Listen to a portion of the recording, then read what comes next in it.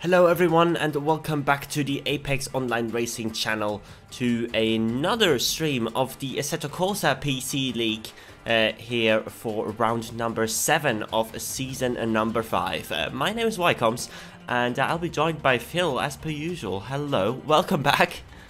Well, yes, welcome back. It's been a while. Yeah, good to be back in the commentary booth. I've been racing in the last couple of events. Oh yes, you have. Well, how has that been really? For you, like, how did it go? Very good. I only crashed into 2 people.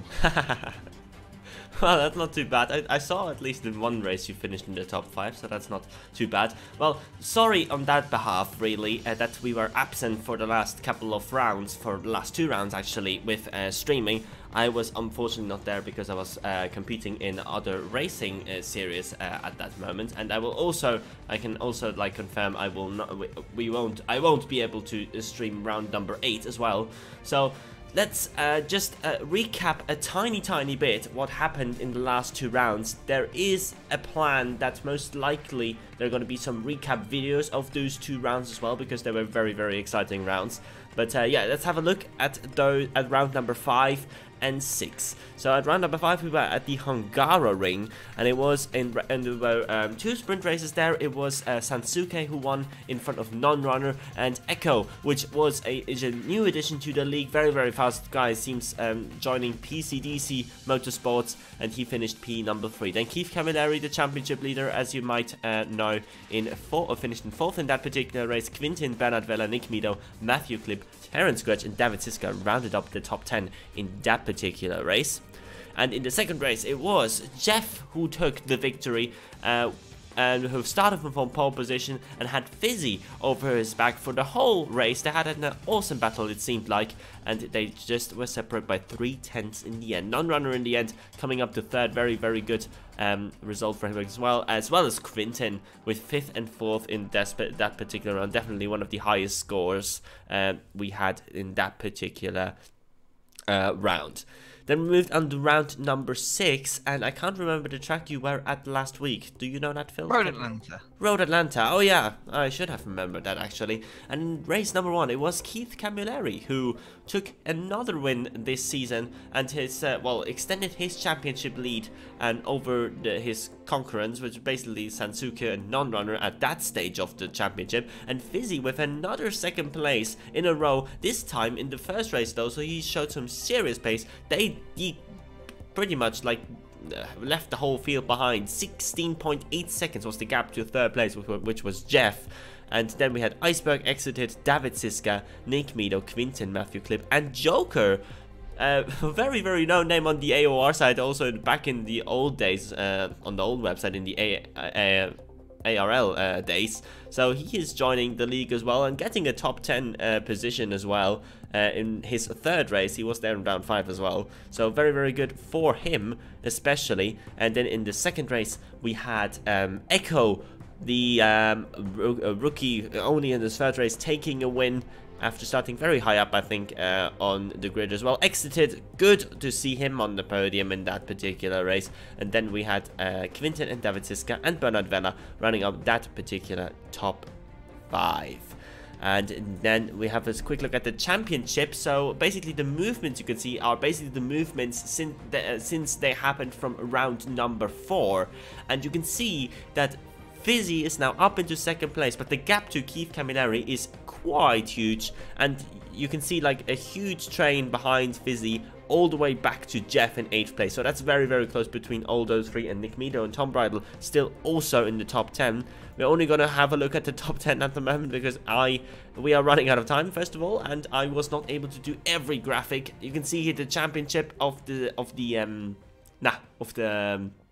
teams as well, and it is really confirmed that GT Omega RPM Esports are really running away with this. They're leading over 300 points ahead of Monster AMG Racing with some very consistent, well, they got up into 2nd place with very consistent results. And Stark Industries been pretty much carried by Fizzy at this point. Matt's got a few top 10s here and there, but really Fizzy has been the most score, got the most points on that particular team, and Condor and PCDC Motorsports running up that particular top 10. And now it is time for round number 7. We've got an endurance race here today, so basically where we left off last time we were streaming this league.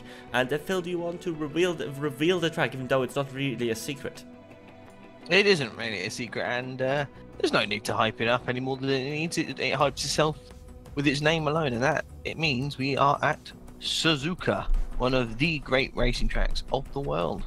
Yes, definitely. I mean, it's pretty much like a great racing track for pretty much every car I've driven in, and especially for the open wheelers. The first sector is such a challenging and such a cool part to drive, and especially I think on Assetto Corsa as well. So yeah, pretty long lap as well for these cars. We will expect lap times of over 2 minutes. So yeah, definitely very difficult race, but it's going to be very enjoyable to see the cars around there, I guess.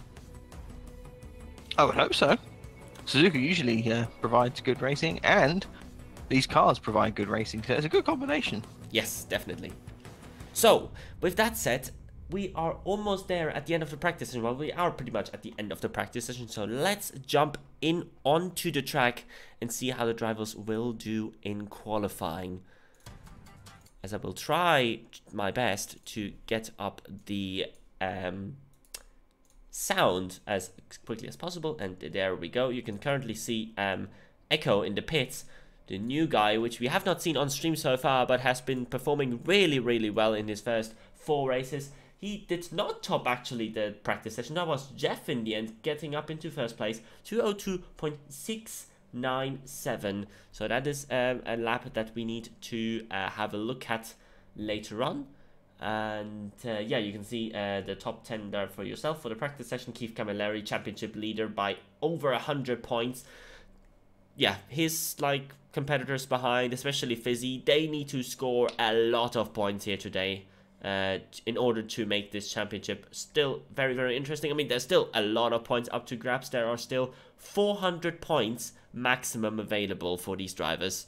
So a 100-point deficit is like much, but it's not impossible to catch up.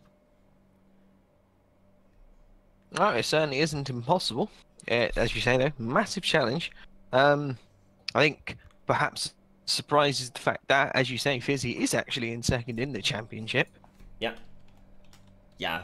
I mean, like we said, like I think at the end of the previous broadcast, we should probably not be too surprised about his performances now and anymore. So hopefully we don't need to be surprised again by him, and definitely we will keep an eye on him and see if he can continue his good form he has been showing. So let's see who are on the or the first guys on the track. We have got Ginsha here out first, and he's the first car out, isn't he? I believe he is. I just need you to check something for me, Mr. Commentator, yes. And also Cameron. Where's Kvintin? I just need you to find Kvintin and see if he's where I think he might be. Quintin. You need to scroll through the people. Gotta find him. Quintin. Jeff exited Mr. Alcon. Oh. Where is that? If you go on board. Okay. This is something else. Okay, so we're just confirming that Kvintin has in fact found a new plane of existence. This is really weird. I'm very confused now. I'm had a very disturbing experience right now, so maybe we should move on to qualifying. So who have we got in this first group apart from Ginsha? We've got LT147 in Stark Industries, teammate of Fizzy, obviously. We've got the championship leader Keith Camilleri in third, then Astrid Aslani, and that's pretty much it, I guess, for this first group. So only 4 people in this first group. Yeah, definitely. I mean, Keith is going to be the man to watch out for, I would say. And it's going to be interesting to see how it goes. We know Evan definitely has some interesting experiences with spoon curve, which we're coming through right now. So we will keep an eye on that as well, especially in the race later on, to see how that's going to go. And I guess we should maybe go on board with Keith Camilleri here for to give you a little bit of an impression how it is like to drive around the Suzuka International Raceway. Race Pretty course. fast. It's pretty fast, isn't it? Yeah, So, it's really fast. coming up to this again, to the Casio Triangle it's called. Casio Triangle.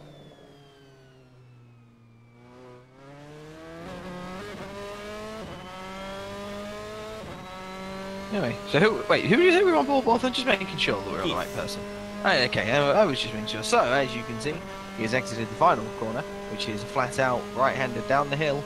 That is Timo Glock's least favourite corner of all time, coming out into turn number 1. Relatively bank, can take a lot of speed through, but then you've got to get it straightened up under braking so that you can actually get the car turned into this corner without spinning. In this car, that is going to be very tricky because trail braking is difficult. This is going to be close to a flat here, and then shift down just to get the front end pointed in so you can open up this left kind of blind as you go up the hill, and then turning into the final part of the S's, and then up the hill, get it all the way over to the right, so open up the left uphill through Dunlop. This is, I think that looked like it was flat out coming up there. Left-hander. Now coming across, keep it to the left, open up Degner 1. This is going to be quite fast. Yeah, only not too much of a braking zone there as you normally expect in Degner 1, but less than I was expecting as well. And then Degner 2 held on the brakes. Really tricky to get both of those corners completely right. Through the little kink into the hairpin. This is the slowest point on the course, and it is really tricky to get it all completely right. Braking again has to be perfectly straight, so you straighten yourself up just before you get to it. Obviously that kink makes it slightly difficult. Getting the exit right on the hairpin also very important, as you see we're on a long flat out section all the way up to Spoon Curve. Braking, this is a really tricky corner, this one, because it's kind of like turn 1 but the other way around and slightly tighter, and the braking again very tricky for the second part to get the exit right. And getting the exit right is mightily important, because once again we're on a long straight and we're going to be flat out all the way, I believe, to the Casio Triangle. I'm assuming this car will do on 30R flat out. Yeah. And yes, it does. Easy. And then into the Casio Triangle, slightly more deceptive, I think, on other things, because it looks like, because the cones kind of just throw you up a little bit. I think it can unsight your braking, and then exit the corner through the final corner.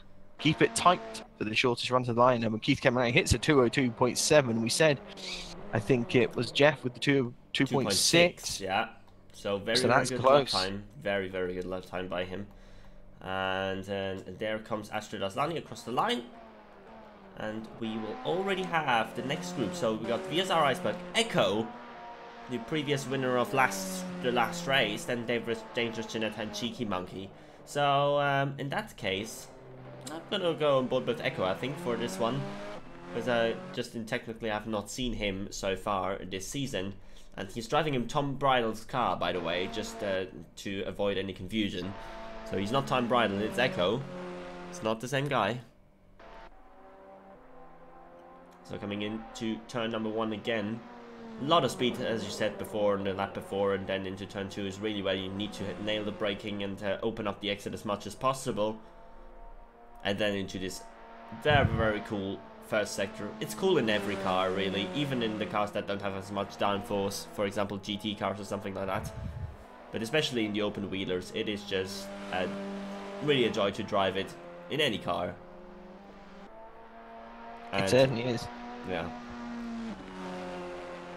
So what we're saying is Echo is actually kind of like an echo of Tom Bridle. You could say that, yes. Maybe even a little bit stronger, I would say, so far, what we have seen. But again, then again, Tom Bridle had some amazing results in this season. This season, not only this season, but especially last season as well.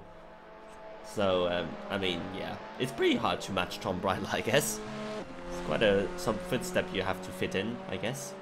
Yeah, it's interesting. Obviously, as I did say, I did race in the Hungaroring and the Road Atlanta races.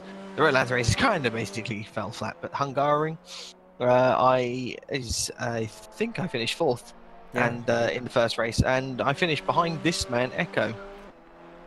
And he certainly, when I was racing around, he did not make any mistakes. I tried as much as I could to try and pass him, and he would not let me. He would not make that mistake that I needed. So. And I think we've seen that so far in the 2 races that I've been part of with watching him. He's very very composed. Yep. It's been a very, very composed lap, I think, as well, from Echo so far. Nothing too special, I believe, but very, very solid. Iceberg goes second for the moment, about 1.1 seconds off pole position. And here comes Echo across the line, and it's a 202.9, so that's only a little bit less than 2/10 off Keith Camilleri. So a very, very solid effort once again from Echo here today. And Dangerous Gianetta up into 5th, 204.6. We've got Nick Meadow and Terrence Gretsch still to come. Cheeky Monkey has not set up. Nick Meadow! Wow! 202.5, that's the fastest lap we've seen so far today. Over the practice session as well. And let's see where Terrence Gretsch goes. He goes quite a bit slower than the top 3 so far. But it's not really a surprise. It has been the case. Nick Meadow has been the one who has gained the most positions in the current top 10 of the championship in the last 3 rounds. So it is not surprise. I'm not surprised that yeah, we can that we expect great things from him. Next group, we've got Mr. Alcon. We've got Joker, which is really interesting, driving for Condor now. So a good addition, I guess, for the Condor team, as he was also getting a top 10 result last week. And yeah, obviously Quinten in 4th in the championship now. Also a big mover in the last couple of rounds that we missed. So we can expect some good things from Condor here as well. Again. Oh, we got as well Nostra coming into turn number 1. And Berserkmere. So those are the 4 guys as Berserkmere actually spins it into turn 1. That is probably one of the corners where it is quite easy to spin, I would say, in these cars as well. So you need to really be careful with that brake. Try to use as little steering lock as well possible while you're braking. Then ease off as much as possible. And then carry the speed around the corner. Sounds easy. It's pretty difficult. Yeah, I learnt that myself, taking the car out. It certainly is quite difficult to get used to, especially when you come from a car that is used to being able to be trail brake. Tempting even to slightly trail braking this car, it kind of catches you out. Mr. Alcon, I just happened to be on board with him through turn 1. He had a slide, but he caught it. Didn't go off the track. He lost a little bit of time. He's had a few little mistakes here and there, but otherwise it's looked not too bad. He's sort of missed the apex there at Spoon. It's not the worst thing in the world, but you can get away. You can get away with it, but obviously it's not the most ideal line. I think. Looks like Joker may have caught up on this lap somewhat, but then I'm usually wrong. I'm not too sure. We will see, I guess. Coming through 130R now to the final chicane. To the track, has a triangle. Mr. Alcon a little bit deep in the first part of the chicane. He's going to compromise his exit onto the final straight. And let's see where he will go. He goes P6 for the moment. Let's see where Joker is. There we go. Here comes Joker around the final corner. And he goes 4th. So good effort there from Joker, beating Terrence Gretsch, who's 11th in the championship, I believe, at the moment. And Nostra goes 4th. So that's a good effort for him as well.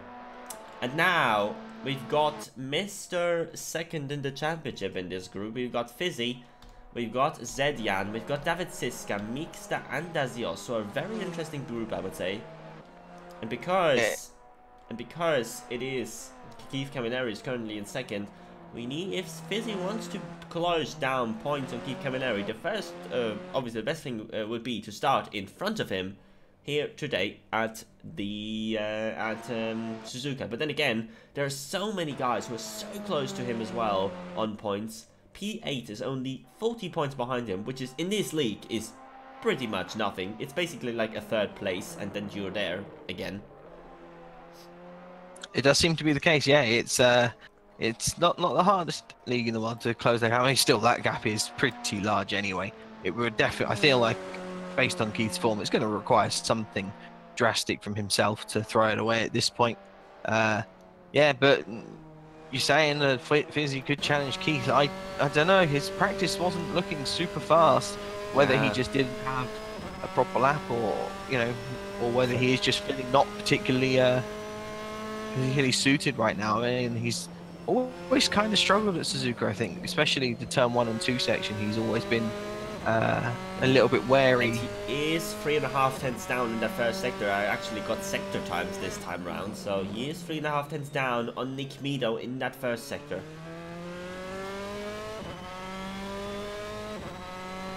Yeah, well, I mean, look, it's probably not too disheartening to be down on Nick Meadow. His time is very fast. Yes. As long as you can keep it within, I think, as long as he can keep it within a second over the entire lap, he'll possibly put himself into the top 10. But looking at who we've got left to go, which could be good. It could be good. It could be good. Yeah. He might be pleased with the top 10. I think after the practice, he wasn't even in the top 20. No.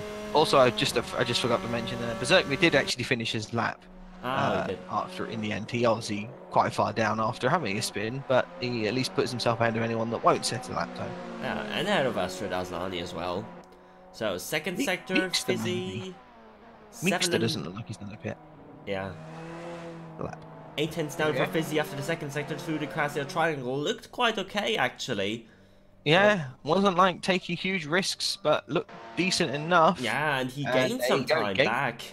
He gained some time and he puts himself within what, 7 tenths? Yeah, 7 tenths of Nick Meadow. So there you go. That's actually must be one of the faster third sectors so far. David Siska going second on the. Oh wow! Look at that. On yes, the front row. That's a monster AMG Racing 1-2 at the moment. Wow.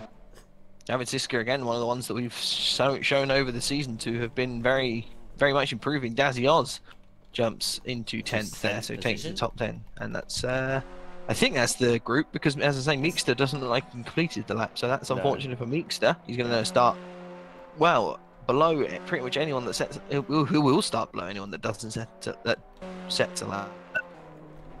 Yep. Us. He'll start ahead of us. Yes. So next group: Marvin Sluman, Silver Arrow, Matthew Clip, and Ricardo Machero. Bernard Vela, I think. Bernard Vela as well, yeah. Okay. I'm gonna go on board with Matthew Clip for the moment, because this guy is in the top 10 of the championship currently, and he has been looking at top 10 positions quite a lot in the last couple of rounds. I think even he had a top 10 in the last round we actually covered as well. So he has been improving quite a lot in his league after also like not being quite up there in the first couple of races. So he's like carrying his team Royal Blue Racing at the moment in the championship. But yeah, coming back to Monster AMG Racing, it is really that pairing, Nick Meadow, David Siska, that have been very good, especially in the rounds that we were both absent, and they put themselves ahead of Stark Industries, which were second at that point in the championship, obviously. So they have been more consistent than them, and with Matt and Evan not scoring too many points in the last couple of rounds, even Fizzy scored even more than he did in the first 4 rounds. But yeah, that's definitely a team that we did not really expect up there to compete for a top 3 or something in the championship, in the team championship, and now they're in second. Yeah, that's a good point. Yeah, I think the expectations coming to this season have certainly been subverted by quite a few of the drivers out there. I think perhaps partly, or maybe even mostly, due to the fact that we have obviously switched to open wheel cars from where we were for the last few seasons. So it was always a shaking up of the order was always in the offing, and it looks like that is what has happened. Yeah. And as you say, on board with Matthew Clip coming out into the Casio Triangle, he's looked pretty planted on the track. He doesn't look like he's made any errors or anything, so this should put him up somewhere. Yeah, there's Silver Arrow, actually, look at that, nice lap almost into the 202s. Jumped just ahead of Fizzy, and now Matthew Clip comes along. So yeah, he's put himself ahead of well, pretty much in the mid pack is where Matthew Clip has put himself, and we have obviously Bernard Vela. Bernard Vela is an interesting one from the season so far. Yeah. He has been leading the championship 3 rounds ago, but now he's down to 8th. So he is the one who, especially at the back of that group now, from 2nd down to 8th in that championship. And he goes 9th currently, which is not bad, but it's like, nah. Maybe a little bit behind his expectations. That's a good way to put it. It's, it's nah. Alright then, so, final group. Who have we got? We got Jeff exited Pox, Microlander, and possibly Gavintin. Let's see if he's flying. No, it looks like he's in. Okay, it looks like he's no longer doing over 8,000 kilometers an hour. That's good. That's very, very good. Okay. Well, actually, no, maybe he'd want to be doing 8,000 kilometers an hour, though. He'd probably win. I'm not quite sure what happened there. So, yeah. Microlander started. Anyway, Microlander, yep. Pox has gone over as well, and I was on board with Jeff, actually, because obviously Jeff topped practice sessions. Oh, yeah, definitely. So that's the one to watch out, definitely. Oh, interesting. He takes a tighter line through there. He actually hits the apex on this second part of the thing. Pretty much everyone that I've been on board with has missed that apex. Much faster through there than Matthew Clip was. He went flat out through the first part. A little bit more of a lift in the second part, but he's able to get the car over to the right to open up the left. And in turn, that will give him a better line through the right-hander here. Opens up, oh, yeah, he gets a brilliant line through here. Super tight. That's going to shorten the run. Yeah. That's going to save him some time on, I think it was it Keith we were watching when he went all the way out there? Yeah, exactly. And then, let's see, takes a lot more curve as well. And uses a lot of the edge. Oh, a bit wide at Degan too, but he used a lot of the exit, the curb on the left to open up the corner under braking. Yeah. Let's see if he gets his car straight, and he gets it nice and straight early. Oh, Pox is off the road ahead of him, and that's going to be Pox's qualifying over. As Jeff comes out the heavy, that looked nice and smooth through there. Coming through past the cones where the MotoGP, or well, not MotoGP, but the Moto layout of the Suzuka goes. A little chicane they added just so you're not going super fast through this corner. And then braking for Spoon. Let's see how he gets it. This is basically the last, or the second to last place where a mistake can be made. He actually looks really nice through there. Keeps it on both apexes. Keeps it nice and tidy without any wiggles as well. Running under the Panasonic boards. Not that anyone needs to know that. Goes past the support pit lane, which is my favourite line to take during a race weekend. Into 130R. And you can see the Ferris wheel on the onboard in the distance. Braking for the Casio triangle. Look really late on the brakes, but keeps it all together. This looks like it could be nice. Microlander jumps up into 6th, just ahead of Fizzy. As here he comes across the line. Oh, it's actually down. That's interesting. It didn't look like it was a slow lap. Wow, and exited. We could have been on board with him. Exit takes the provisional pole so far, unless Gavintin can do something with his 8,000 kilometers an hour. No, he can't. Only 20th for fourth guy in the championship. Gavintin jumped. Yeah, that's a very surprising. Qualifying here today. I mean, the top 3. How nowhere. I would have not guessed those top 3 really at all. A few guys up there as well that I'd sort of expect to be, well, slightly lower. I think Silver Arrow jumping up into 6th is actually a really strong result from Silver Arrow. I know it's been strong relatively recently, but 6th is still a very good result. Yes, definitely. And right, so I should run through the top 10 and then I'll go. Yes. Alright then, so on the pole position, as we saw right at the end there, taking it from Nick Mido by 300ths, 37 thousandths of a second, let's say. That makes it sound more impressive. Takes pole position from Nick Mido. David Siska makes it, or almost made it out of the 1-2 for the AMG Monster Racing team, but only will have to settle for 3rd, but that's still very impressive. Keith Camilleri, championship leader, 4th. Echo, who has been strong, and he's in the top 5 once again, takes 5th, and Silver Arrow, very impressive, in 6th. Microlander up there, let's hope for an incident-free race for him, in 7th, and Fizzy, 2nd in the championship, in 8th. So he's, not too far behind Keith. He's got some work to do. Jeff, surprisingly, slightly further down, based on what practice would suggest, in 9th, and rounding out the top 10, you have the man himself in Nostra. Yes. I'm going to go to Lamborghini. Again. Well, it's been a while since I've been. It's been a while since I've been a Lamborghini. Yeah, yes. I'm looking forward to driving around slower than normal, but this time I should hopefully not spin. But we'll see. So, this is the grid from the front. I'm not sure why my camera is wiggling so much. Hello to Sansuka in the chat. Unfortunately, not racing here today. And we've got 30 seconds until we go on board, go on to this long formation lap. And I'm not quite sure how many laps we'll have in the race. I could have checked that in the menu, but I forgot. So we will have to wait and see how it goes in about 15 seconds. 30 laps, there we go. 30 laps. We're at Suzuka here today, and we're waiting for the lights to go out. And then we will see Phil, who will go, and I will retire to the pits. And then we will wait for Phil to come through, and then he will lead the way for this formation lap. There we go. And there we go, here come the first cars. Exited, Nick Meadow, David Siska.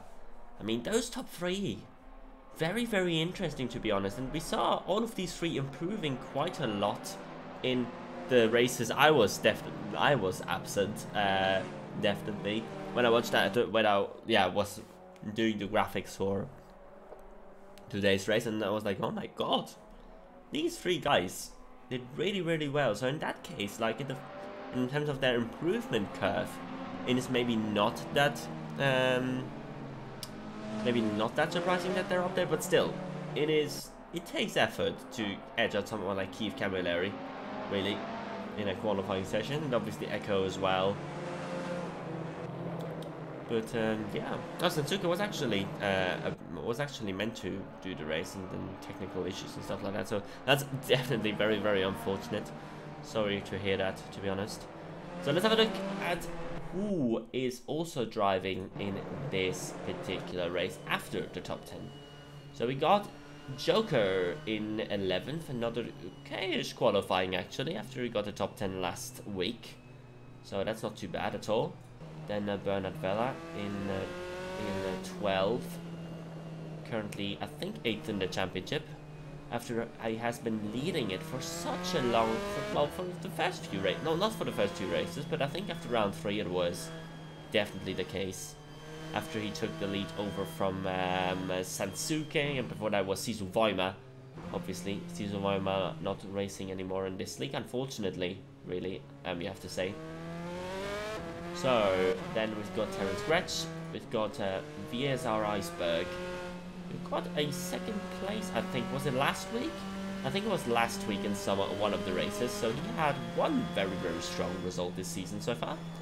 Dazios, Matthew Clip, Zedian, Mr. Alcon, and Evan, and Quintin, surprisingly very, very far down in 20th place. Normally someone that definitely comes up the race as well, but still, 20th place is quite a far way down. And well, it's 29 laps. That's probably good for him, for his sake. So let's go on board. Where is Phil at the moment? There we go. They're already at that alternative pit lane that Phil normally does in other leagues when he's driving on the final lap. He actually takes that line because he just feels like it, I guess. And so we're gonna wait until they come up to the start-finish straight. And then we will see some racing, I guess. There we go. There goes Phil. There goes the pace car away into the pits. And then at some point, once everyone has gone through the Casio triangle, they will go away for these 29 laps. It's going to be interesting to see. Can Monster AMG Racing get another brilliant team result? Can Exited hold on and get his first win of the season? And the first win since quite a while for him, after he has been so strong last season, after he finally got grips with the other cars. And there we go. Round the final corner, and we're gonna wait, and we're gonna wait until everyone is gone. Oh, there's actually a little bit of a gap there behind, I don't know who it was.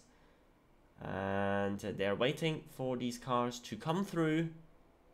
And then hopefully Phil will give the green flag out. There we go. Everyone is in line. When is Phil gonna start the race?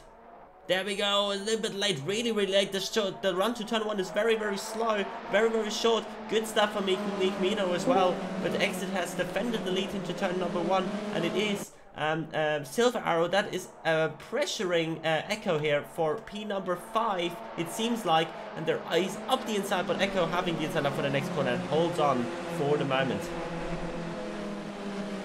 Yeah, look like a clean start pretty much for everybody there.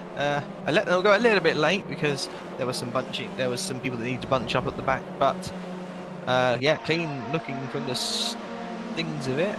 Apart from that, Zedian's actually Zedian is dropping down through the off, field yeah. for me now. Unfortunate for Zedian. Oh. And, but so far it seems like a good start for most of the field, and the top 6, 7, 8 actually have not changed position at all. So that's very, very, very good. Actually, Joker got past Nostra, and he's now up into 10th position. Yeah, I think so it's the top 9. Yeah, the top 9 did not change. Mr. going past Quintin. Quintin already up a few positions, as we would expect from him. You would expect it. Obviously coming from 20th position. He's really under pressure from Mr. Alcon though, and Mr. Alcon looks like he's repassed him, and now Quintin's possibly going to try and fight back. He's got Evan right behind him as well. There's we've got Echo, sorry, versus Keith Camilleri coming down side by side into 130R. Both have the slipstream of David Siska ahead. Is Echo going to be able to hold this around the outside, or is he going to go off? He's going to go off. Yeah, he's going to have to slow down there. Obviously, doesn't want to get those penalties. As Keith looked like he'd taken a really tight line there into the final chicane. That's going to give Echo an opportunity on the exit. He's kept it very close. Championship leader under pressure. We know what Echo can do, really. He's now having the outside line for turn number 1. Not sure if that's going to work. We're going to find out. He's going to be able to keep more speed through. Oh, that's unfortunate. David Siska just happened to be off the track right in the way of Echo. That's really unfortunate. Of all the times that you go for a move like that, he looked like he might have been able to get it done. He had so much more speed through the first part. Obviously, then you have to get it all slowed down for the second part, which is no mean feat, especially when there's a car right in the way. It makes it even more difficult. So that puts Keith up into third, obviously. And, well, David Siska's now got a lot of cars right behind him. Yeah. Silver Arrow just behind. Michael Echo didn't drop too many positions. That could have been a lot worse for the PCDC driver. So luckily, maybe a tiny bit of front wing damage, but he seems to be fine ahead of Fizzy and Jeff. Look quite close together actually on track at the moment. And the Joker and Nostra have been trading positions here on the first lap quite a bit.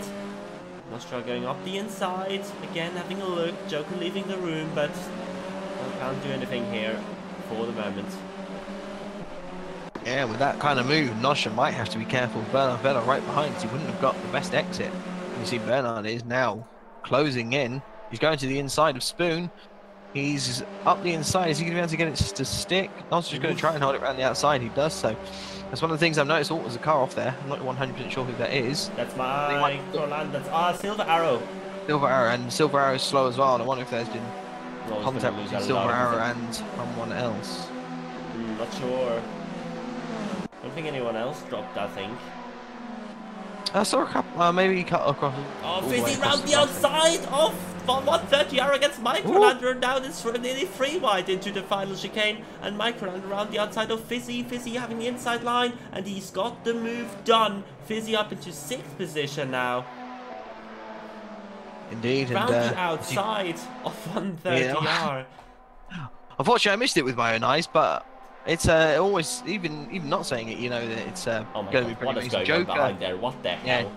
Joker certainly lost a lot of time on the final chicane. He was quite deep into the second part and got put back. He almost lost the car there. He's trying to truck it down the inside. And that's unfortunately Fizzy is round at the exit of turn number 2. Oh no!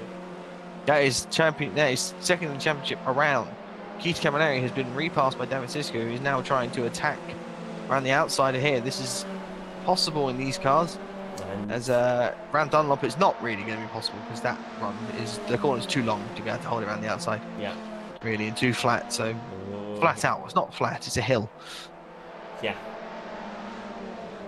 And Joker is also having problems. Well, yeah, Joker's all the way down the field as well. Yeah, Joker looked like a few corners ago just held up through the chicane and was unable to then get a good exit. A few people were able to pass him, and he's now at the back of the field, bar us. And Jeff's right there with him as well. So maybe Jeff and Fizzy had something. It must. No, maybe. Maybe it was Jeff and Silver arrow earlier though. Ah, that could be as well, yeah. But it could well have been Jeff and Fizzy Jeff, all, as I say, all the way back there. Right behind, he's close to Berserkman. Kvintin, I think we said he'd moved up a few positions. It looks, has he dropped back again? He dropped it back again 3 positions, yeah. Yeah, so now he's on the attack on Astra Islani to take 19th. He's on the inside and he has got that position done. Astra very wide on the exit, and that's going to be that move sticking now. Kvintin's next person ahead is Pox, his teammate, who is attacking Marvin Sluman. Evan has gone past Mr. Alcon, interestingly. Yeah, Evan up to 12th. Evan doing very well.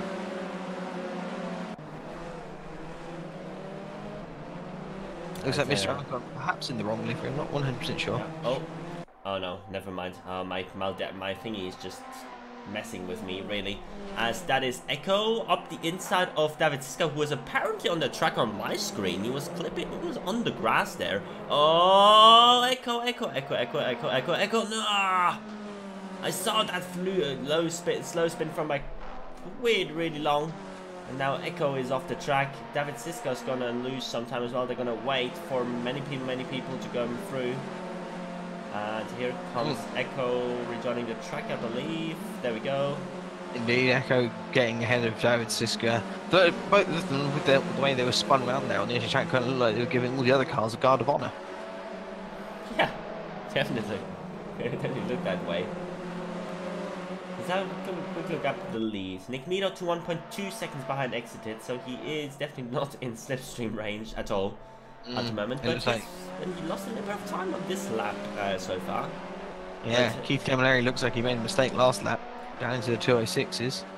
Obviously he had pressure from Echo, I suspect, which wouldn't have helped. Well, Bernard Vella on Make Microlander here. And Bernard Vella up into 4th position. Up into 4th? I only checked a few laps ago and he was still in 12th, so he's been making some waves, because he's now ahead of Microlander. He's on the defence. On the outside? No. I don't think so. He had a little bit too much speed into corner to be able to get the car rotated. Here, though, if he gets a nice exit, yeah, he's got a nice exit, so all he has to do is stick with him, and he'll certainly get an opportunity. Whether he'll be able to take it into 130R or not will be remain to be seen. Fizzy has done this, and he made it stick. On Microlander. So now can Microlander pay the favour to someone else? No. He's backed out of it. He's backed out of it. Perhaps perhaps not fit. Oh, Nostra's gonna. Oh, I thought I just literally switched on to Nostra. Wow. And he looked so. I thought either he broke perfectly or Terence or he broke late and still got it stuck, or Terence broke early, but that looked like he was going to crash straight into the back of Terence, but didn't, and so he moves up into what must be 5th. Yeah. Amazing race so far from Nostra. No, 6th place that is. 6th, of course. These that's Nostra. That the commentator's curse. Well, not the complete commentator's curse, but he loses that position straight away again. Fired. These graphics for me, I don't know if they're for you as well, but they are jumping all over the place. Yeah, for me, Nick Mito just lost the position to Keith, and now he's back up again. And Ricardo Manchero is leading, but now X is leading. Now Berserkman is leading. To be honest, though, Keith Camilleri is in 2nd. Oh, he is, yes, Nick Mito. He has dropped, so Nick Mito has definitely made a mistake somewhere. Oh, we thought it was a glitch, and then it wasn't, for once. So, yeah, that's unfortunate for Nikita, who has been keeping with exited quite nicely for the first 4 laps here. He certainly has. Looking at some of the other moves through the field, obviously Echo all the way down there now. Kind of sort of just behind Kvintin, who's moving back up from 20th after sort of being up to 16th, dropping back to 20th, and then back up to 16th or so. Still behind his teammate. And but it's Evan actually that's done a nice job. He's up into the top 10 now, obviously making up a couple of positions from people, and he's not too far behind Matthew Clip and Iceberg. Oh, Microlander trying to go around the outside of Spoon Curve on Bernard Vella, and he actually makes the move stick. Unbelievable. It's a pretty nice move, but now, oh, that's interesting. Did he just jump back? Or no, I think I might have been a little bit lag. He jumped on my screen. It looked like he might have lifted off, but obviously he didn't. And now Bernard, oh my God, is he going? Oh, that's going to be. Oh no, Bernard's going around. That looked very weird. Look, he looked like he lost it on the outside somehow. Yeah. Perhaps trying to downshift really heavily coming. Maybe he was too wide and maybe thought he was going to run off the track without slowing down. And yeah, luckily for Microlander, hasn't taken out him. Unfortunately for Bernard, that's put him back down to 14th. We think. Yeah, we think that's 14th. Yeah, I think it's 14th. So that puts Terence Gretsch now up into 4th. What has happened to Microlander? He's gone somewhere. Oh, attention with rejoining. There we go. Now we can rejoin. What has happened there? He either completely snapped it, or he got the most ridiculous lag incident I've ever seen in my life. It could be one of those things. Or possibly it could be he just wanted to have another fight with Bernard Veller again, because of all the places he's rejoined on the track, he's right behind Bernard, right ahead of Bernard Veller. Yeah. So battle resumes for them two. Exit has lost the lead. Okay. Well, we're going to miss all of these apparently because they just keep happening. Keith Camilleri up into the lead of the race. Keith Camilleri into the lead of the race. I'm just occasionally looking at people's places where they are, and I think, okay, they're going to be. Nope, they're actually somewhere else. And Evan now up to 8th. I mentioned him every lap. He seems to be making up 2 positions. Obviously, this time from Bernard and Micro. Matthew Cliff and Iceberg in the same boat, really. Yeah, they're literally all these 3 have been going together, and Nostra obviously as well up there in 5th, and Terence in fact. For those sort of 4th down into 9th.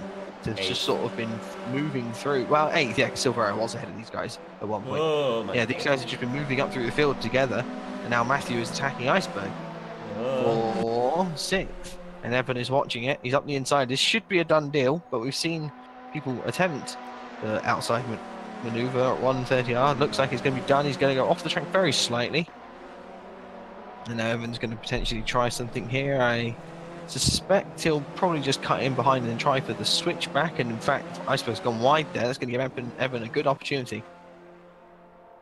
A little bit too close, needs to get back into the slipstream, pulling out now.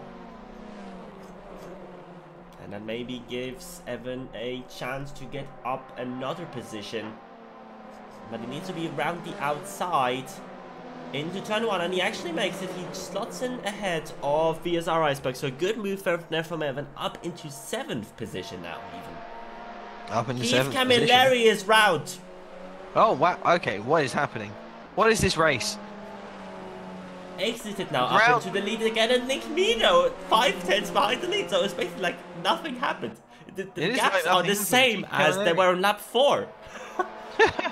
And Keith Camilleri, he's round, but he's still 3rd, so... Yeah, and again 5.5 seconds behind, so nothing changed there. Yeah, but look at that, it's his teammate Terence Gretsch, who started quite far down, I think. I can't remember exactly where he started. Outside of the top 10 for sure. And now he's up into 4th position, and really not too far behind his teammate.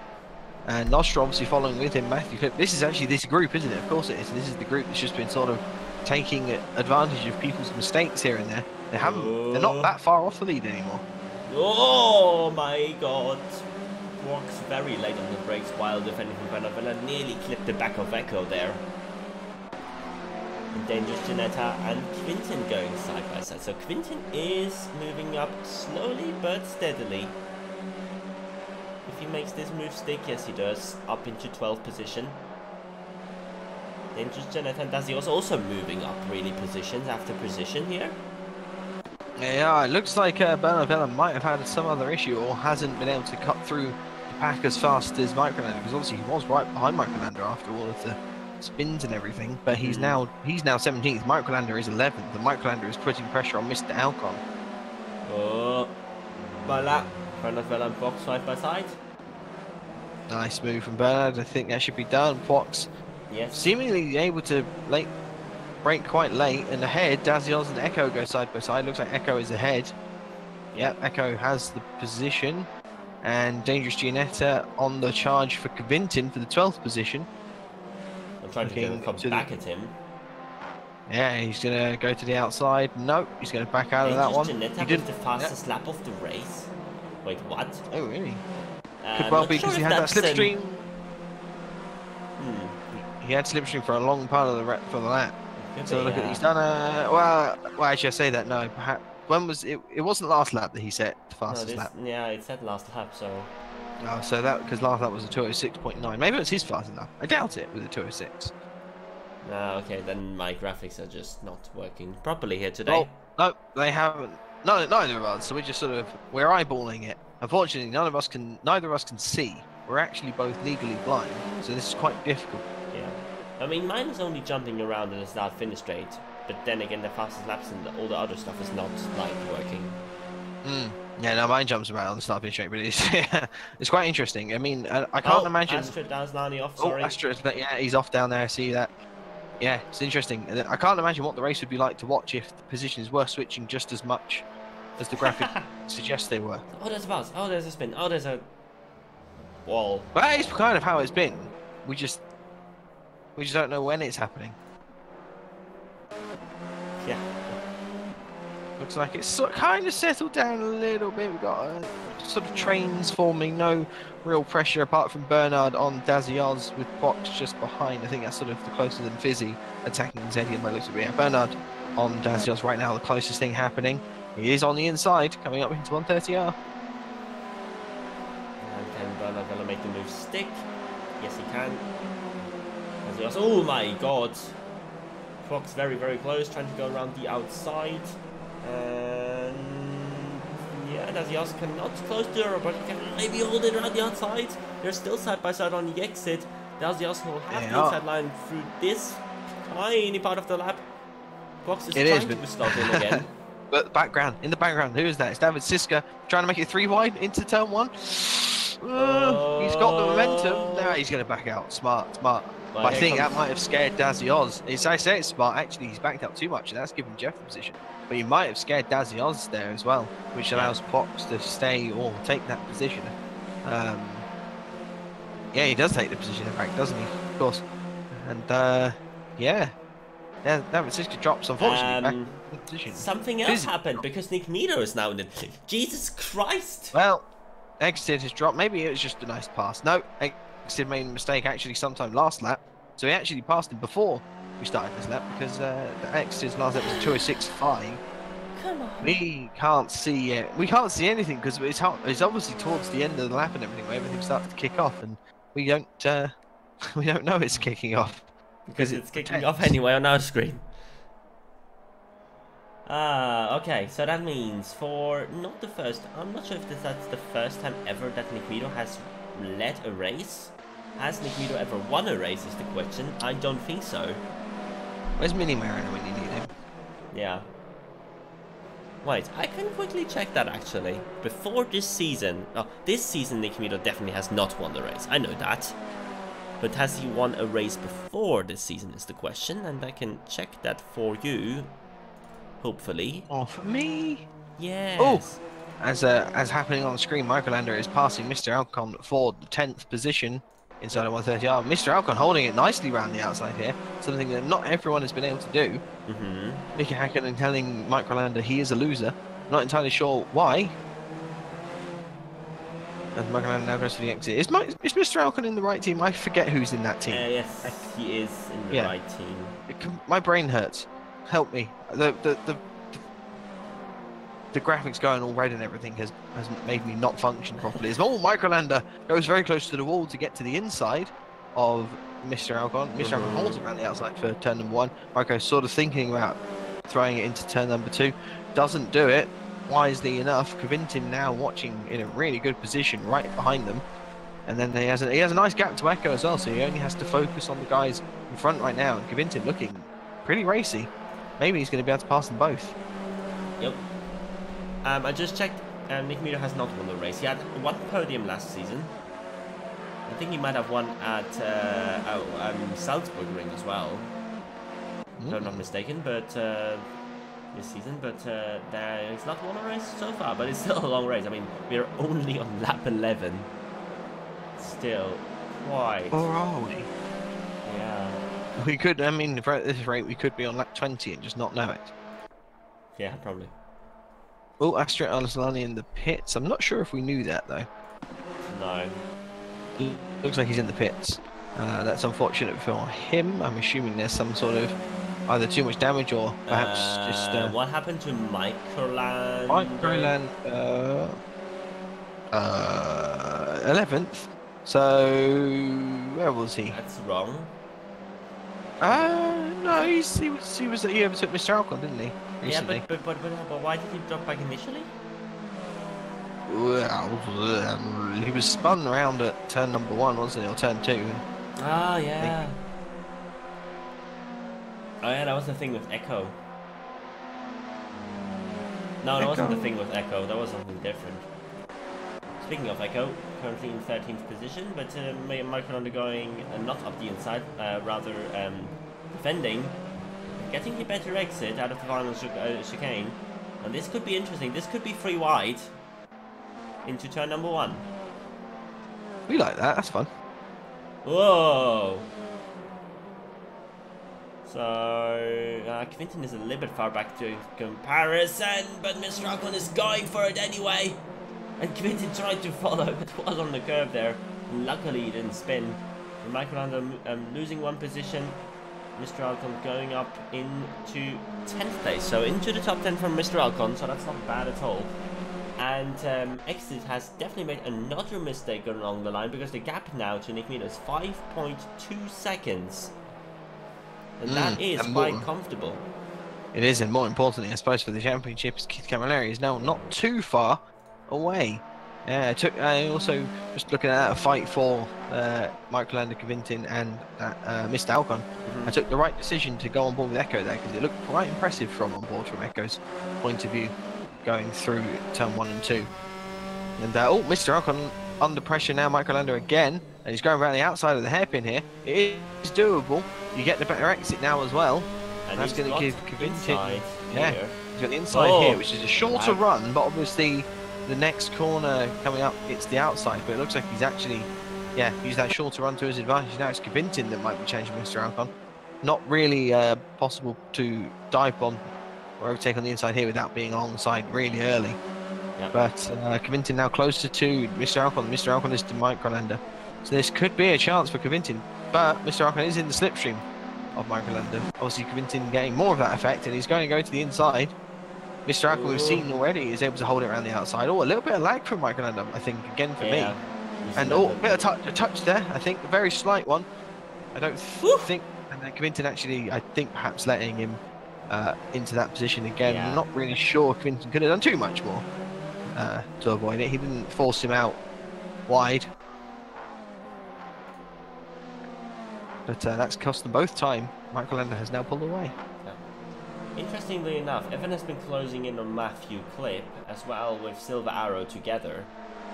So this could be a battle for P6 forming up very, very shortly. David's...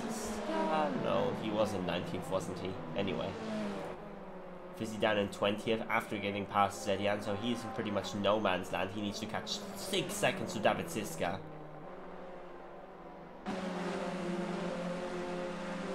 So that's quite a task for Fizzy here today. Quite a recovery he has to do. If he wants to get any decent points, well, it is hammer time, I guess, then.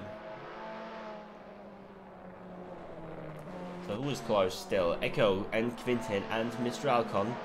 Michael Landa is pulling away quite significantly now from these 3 people. And behind them, there's a train behind Bernard Vella. It seemed, no, Dangerous Janetta, that is. Oh, again! These Condor guys are so late on the brakes into the hairpin. It's amazing. It's pretty impressive to watch. I see Echo there. Took a rather risky line, I think, under the ring, really close to the grass to open up the hairpin as much as he could for a better exit down into Spoon. Hasn't been able to make a move here. Comes to Quintin in the slipstream, Mr. Alcon as well. Obviously, Michael Landa just ahead of these guys. He'll be hoping these guys keep fighting. But if they work together and do some slipstream stuff, Suzuka is it's not the worst track, I think, in these sort of F4 slower cars to be doing some slipstream battles. Yeah, you're right, Quintin. Mr. Alcon, is he going to try and hold the outside this time? No. He's going to go a little bit wide, a little bit of understeer. That's going to give Echo perhaps a little chance. And that deep down to the inside. It has the inside here. Dazios leaves him some nice room. Sorry, Mr. Alcon leaves him room. I don't know why I call him Dazios. As in the background, Ginetta spins off the track. Yeah. Here we go, Echo and Mr. Alcon side by side. This has really let the 2 guys ahead pull away.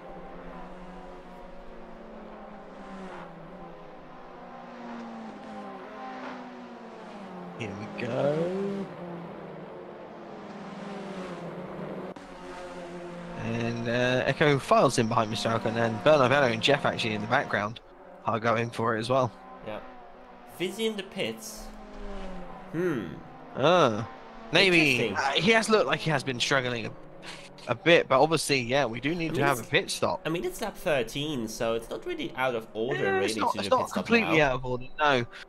And I don't think it was near anybody, so perhaps just wanting to get some tires. That gets through now, I think. Yeah, Berserkmere goes through, but that's the only car, I think, he lost 2 positions to.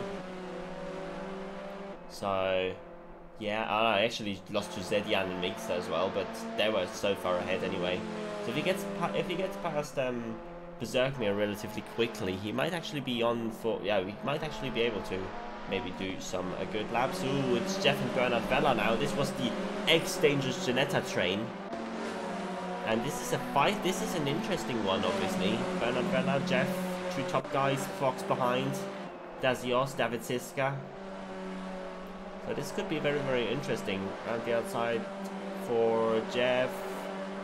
Still up the inside for Bernard Vella, but he's very, very sensitive. That's what we have seen from Bernard Vella all season long, really. Very, very sensitive.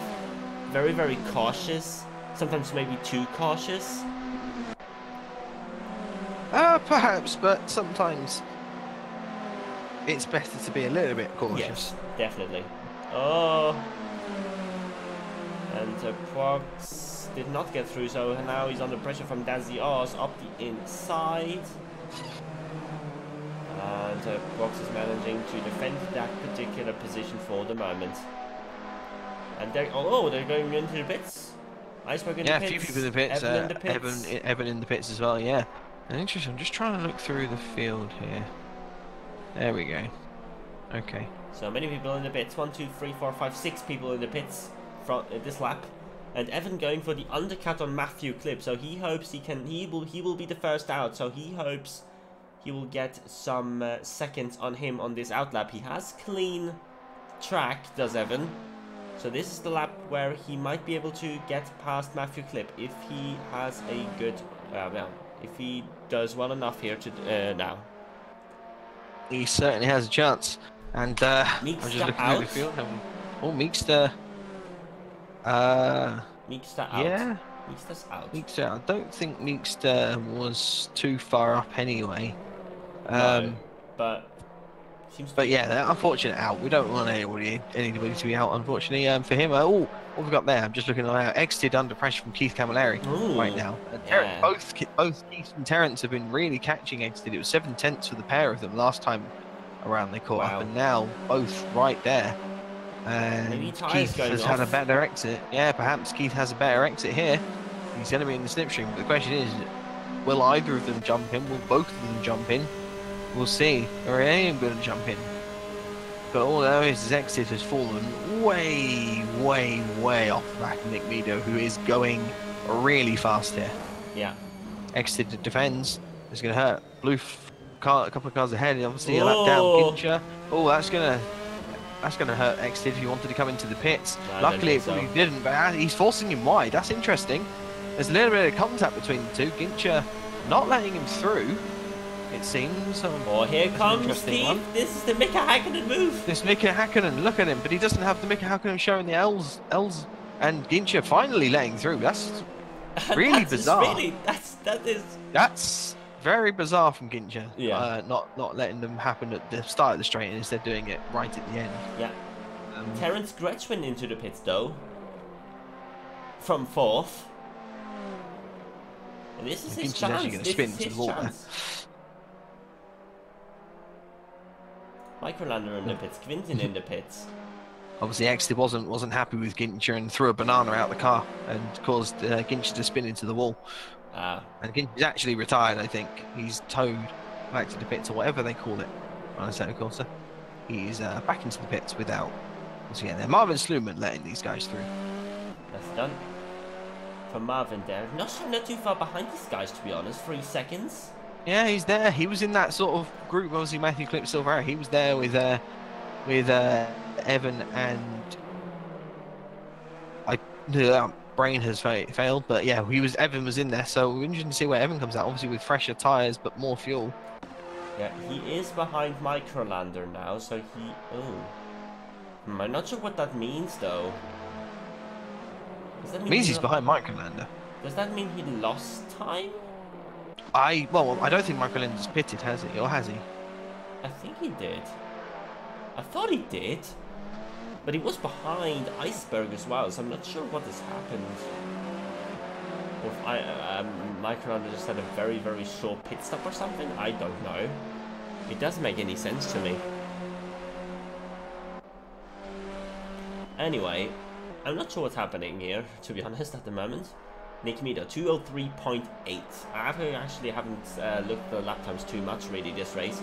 204.1 for Kikono, 205.2 for Exited, 204.7, 205.1.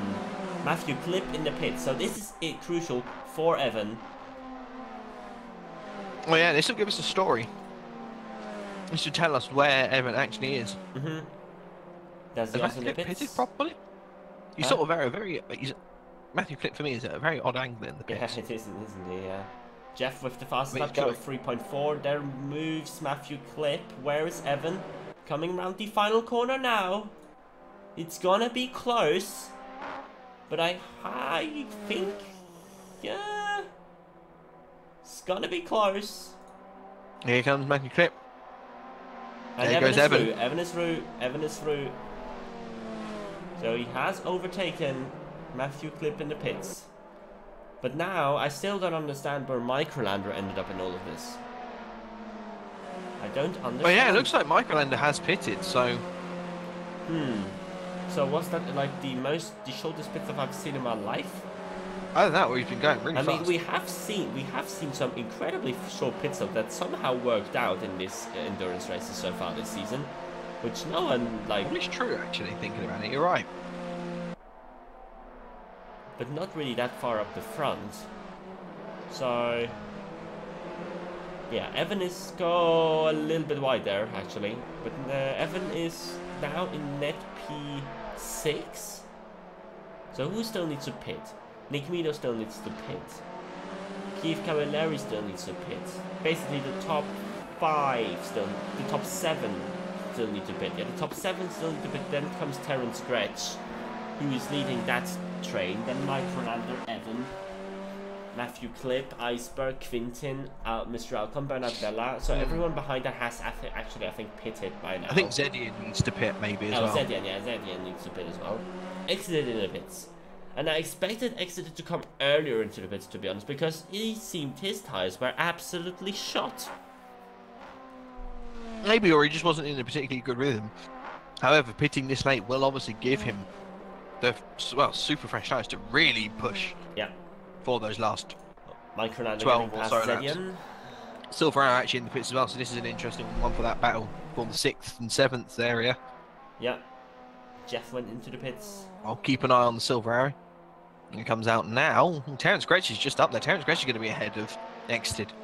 Terence Gretsch ahead of Exited. Silver Arrow coming out of the pits. Ahead Silver of Arrow. Matthew Clip.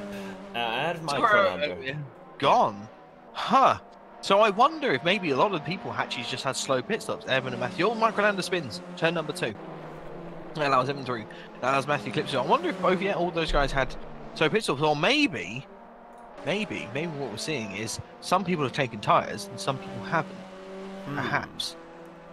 Perhaps Evan, Matthew Clip took tyres and Silver Arrow perhaps not. Maybe that explains the difference in pit speed.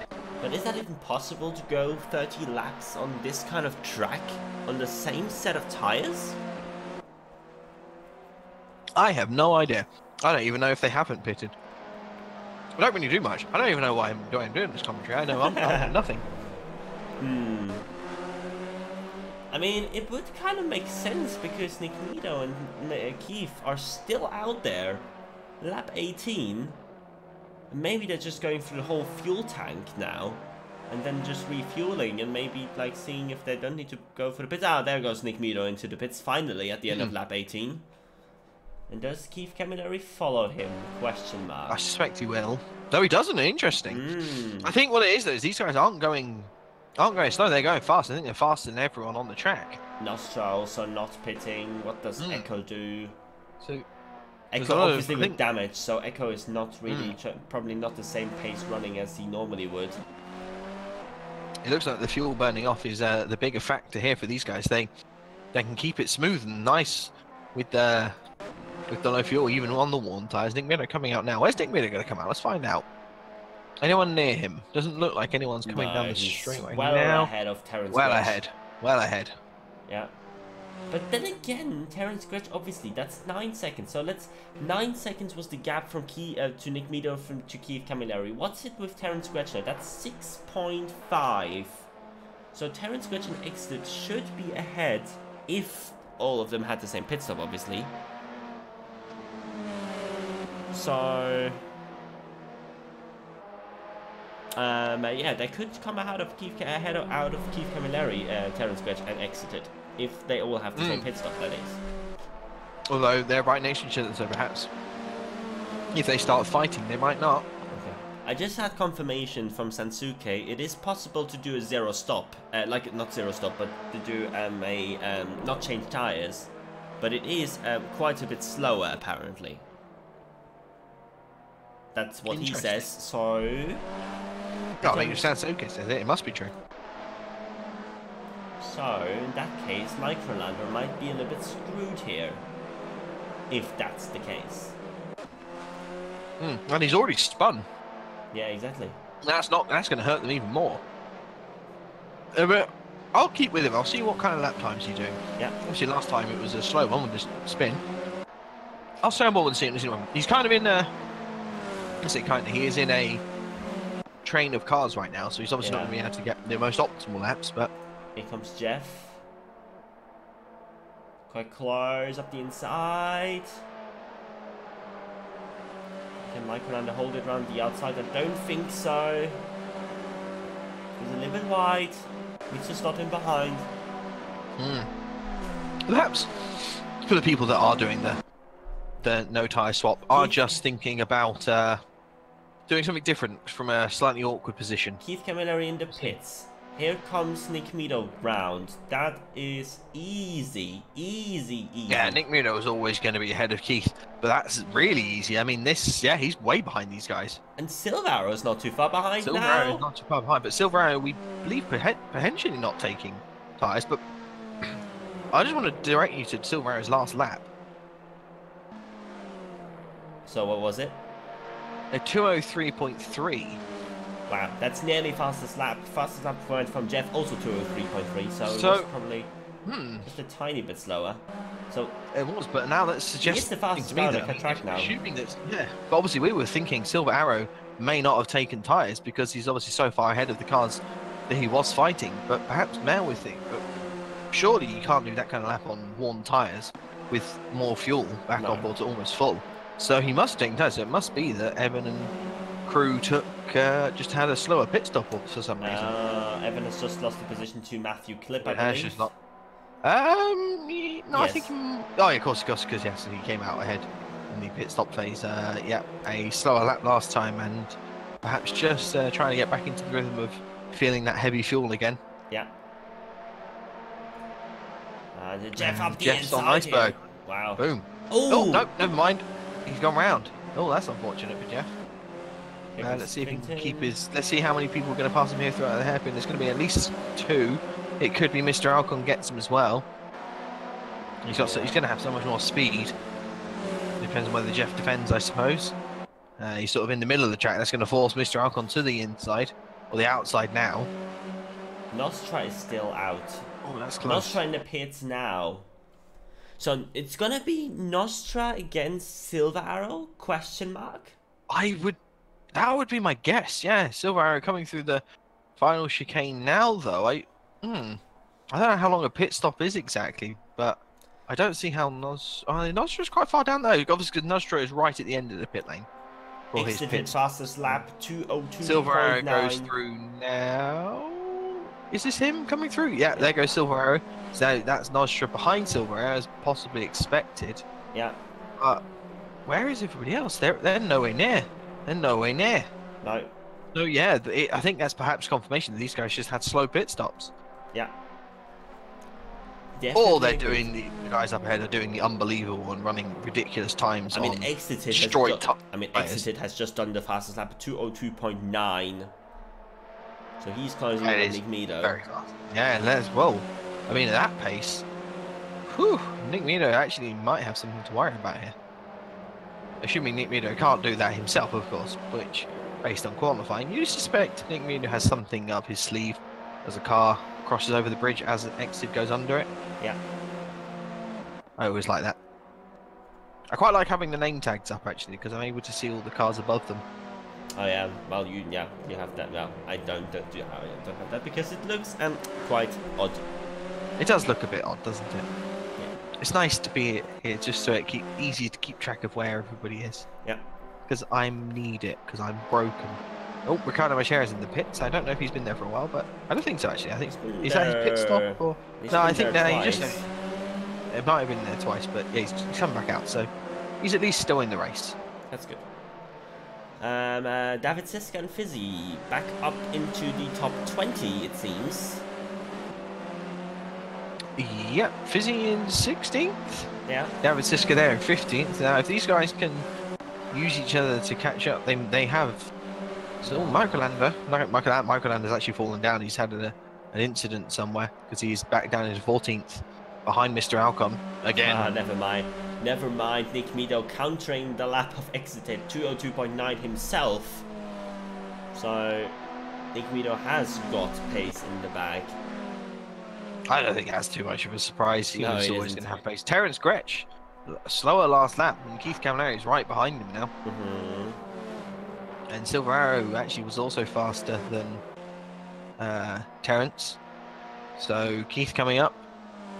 Sorry, Silver coming up as well. Not sure, obviously, just out the pits, but we'll be interested to see what he can do. Marvin Sluman, oh, there's a lap down, of course. Yeah. Matthew Clitt, Evan going similar-ish pace, not quite into the 203s yet. Kvintin, not too far behind them, is going quite fast into the mid-203s. And catching up on that pair with Echo following him right behind. Yeah. Iceberg, I think, has just been passed by both of them. Yeah. Oh, Nostra passed Silver Arrow. Silver Arrow with a mistake on the Dunlop curve. Oh dang. That's put Silver Arrow quite far back. I just said he was catching those guys and that ruined him, unfortunately. And now Terence on the defense from Keith. Man, that's going to slow potentially both of them down. That might, with 8 laps to go, or 8.5 laps to go, and that might give Nostra a chance to catch up. Or they say that Keith on the inside of this long run down to Spoon, it's going to put him on the outside, but it's going to be ahead before they even get there. So Keith does in fact make that move on Terence. Yeah, and normally we've seen GT Omega RPM esports very, very sensitive with each other when it comes to racing each other. We've seen some strategies going on in the Salzburg ring, for example, trying to block Suzuka and Sisu Weimar. And yeah, that's Keith up into 3rd position. And if it would stay that way, that would be a huge step for Keith here today, especially since none of the guys ahead of him are in that top group which are behind him. And then the next guy who is quite close is Kvintin, who is currently in 9th position. Kvintin is currently in 9th position because look at that, he's going side by side with Echo, and Echo actually takes the position from Kvintin. Echo now moves into 9th, so Kvintin back into 10th, and Iceberg, who was passed by them a lap or so ago, is following them, and Jeff right behind. Jeff going very fast. Mr. Alcon and Microlander in the background having a fight. Microlander gets the position of Mr. Alcon, but we have, I think that's Iceberg pulling over for Jeff. So Jeff moving. Pulling over. Well, hopefully he's not. Of course he's defending. Well, why would I think he's pulling over? I don't know. I think perhaps because I saw his last lap was quite slow. I thought he might have been in that situation. I think Evan might have just made a mistake. I've just seen him up the road. Maybe not a mistake, but perhaps a little bit wide. I think he might have just been a little bit wide because I saw some dust being chucked up, and I thought perhaps something had happened. But no, he's actually still going. But yeah, no, I think these guys are just quick and are catching. Yeah, that Echo and Quintin duo ahead. Echo, Quintin, Jeff could definitely catch Evan and Matthew Clip here. And it's still, yeah, it's still quite a few laps to go. 7 laps to go after this one. So, plenty of time. Gaps at the front have stabilized, I think. Nikmido exited 5.8, 5.7, 5.9. Stays the same. Same with Keith. Terence Gretsch dropping back quite a bit now. Nostra is closing in. And this could be quite at the race for Nostra, to be honest.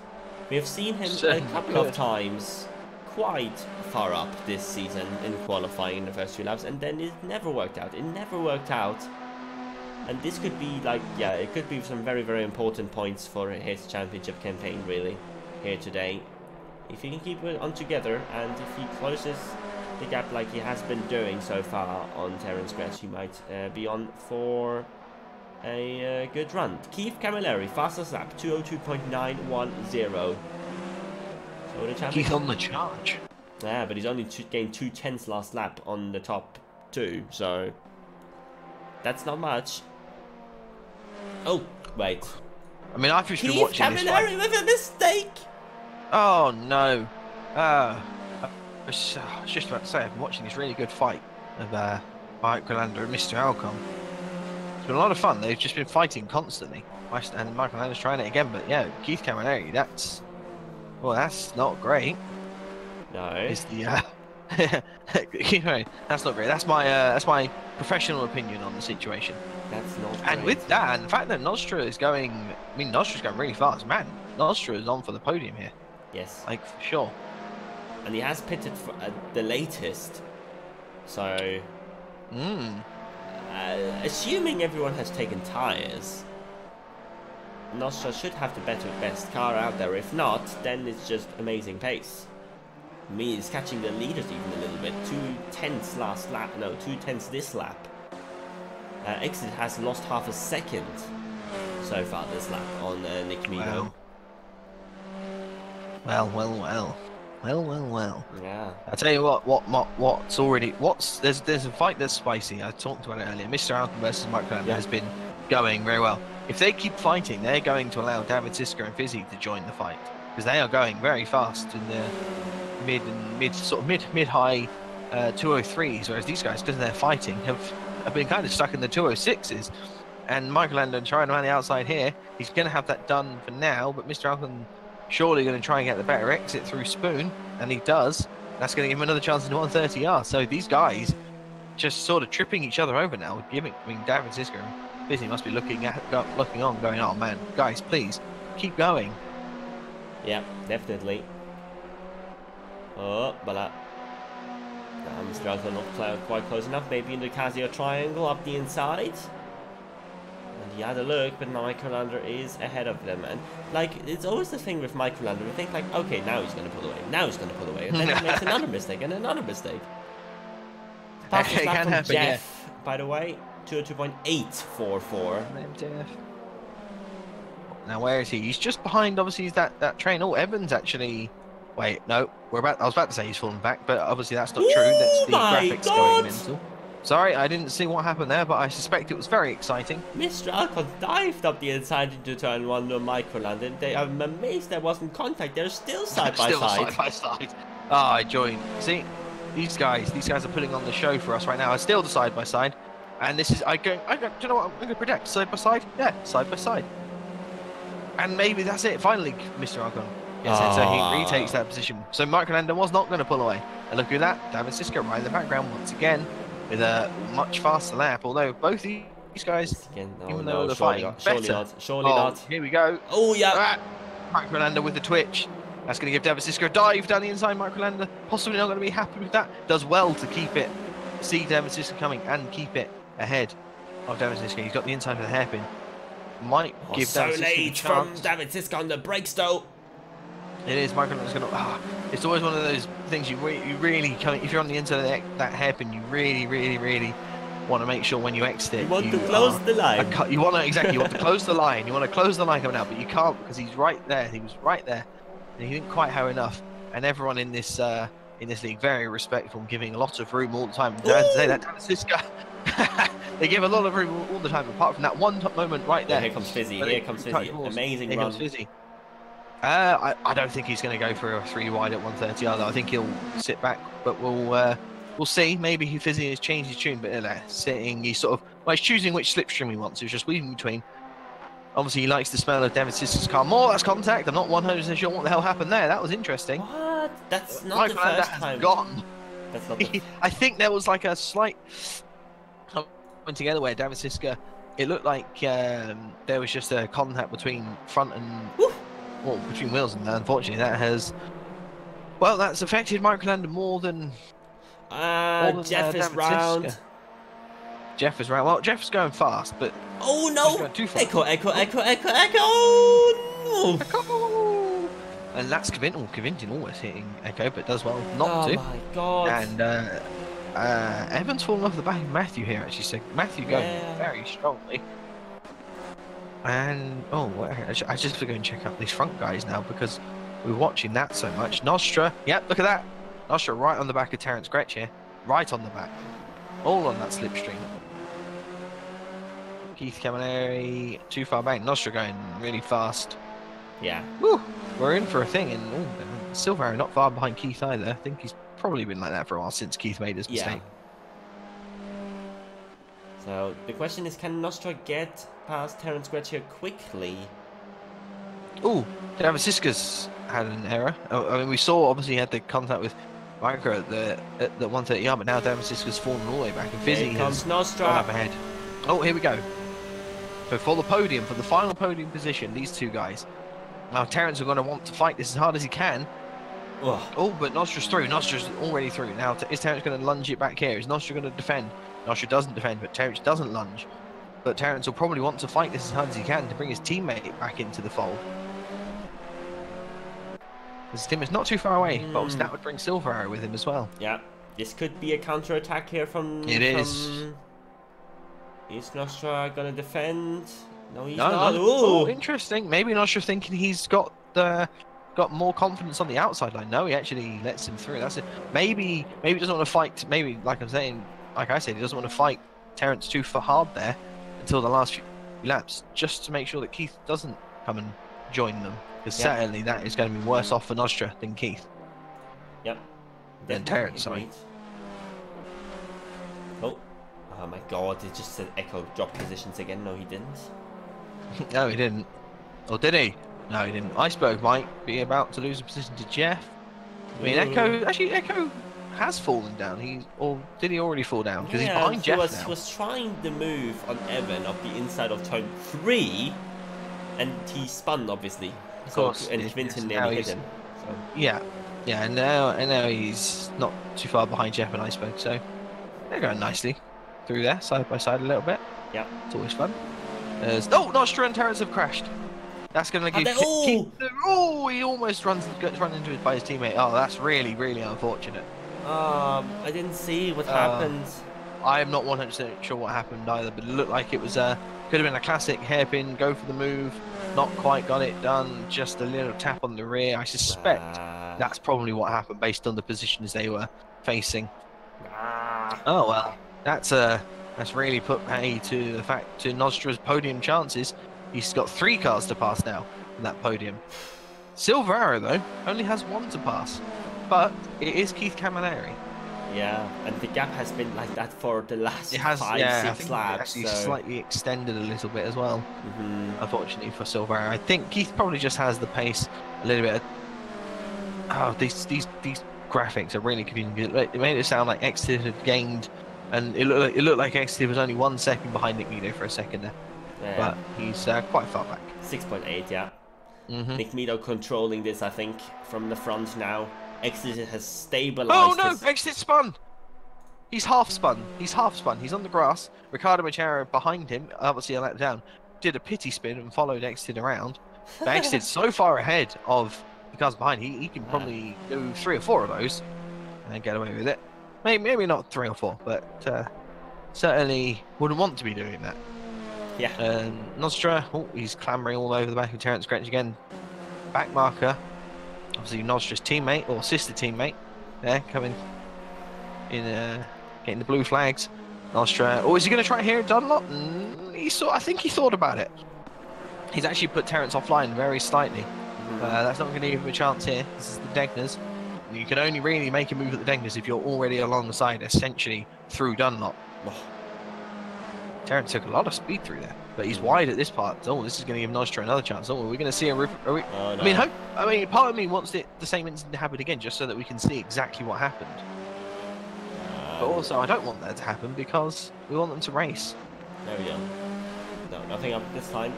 Ooh, that's going to give Nostra... What was Fizzy? Fizzy's close the gap to this group, or like what has right on left of it. Mr. Alcon up the inside. No. Mr. Alcon deep. So technically, I suppose, theoretically, that's one of those really awkward ones though.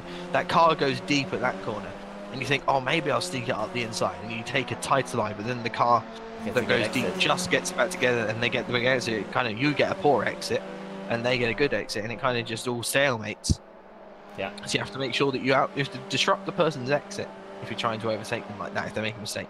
Speaking of trying to overtake, Nostra on Terence scratch again. Terence defending, final corner, well, final chicane. I don't think Nostra's, no, he's going to have to back out on that one. He's going to try and get the good exit here. I think Terence might have just, yeah, he's too far back here. Perhaps. We don't know exactly. I think you're right. I think he's too far back.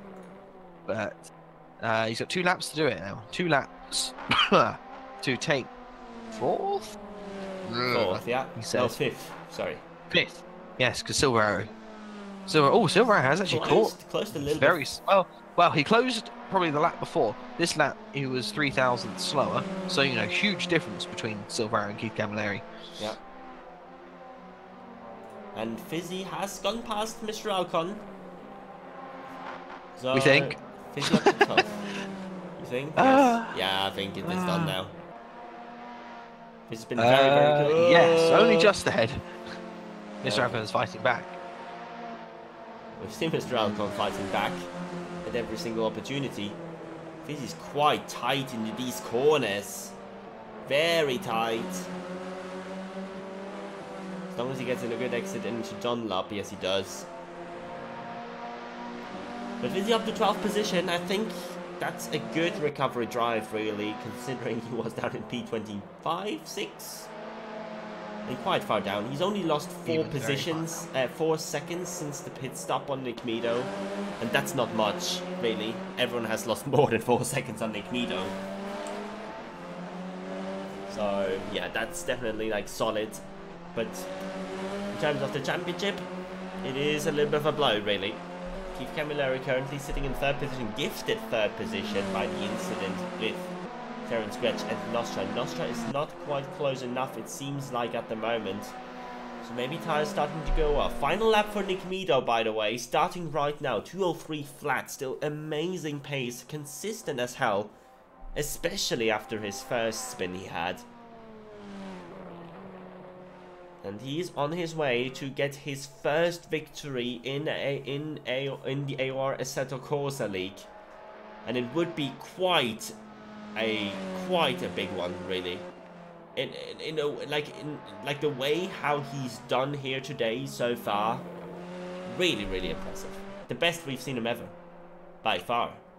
Super impressive, yeah. In terms of just our pace, I think obviously we saw him super fast at Salzburg Ring. Yeah. But that was his track. You know, that was the track that he wanted. He got Nostra to put on the calendar. And he showed why he wanted it on there. I don't think Suzuka is one of his choices. I think Suzuka is on here just because it's Suzuka. Yeah. And he is showing everybody, look, I know what I'm doing.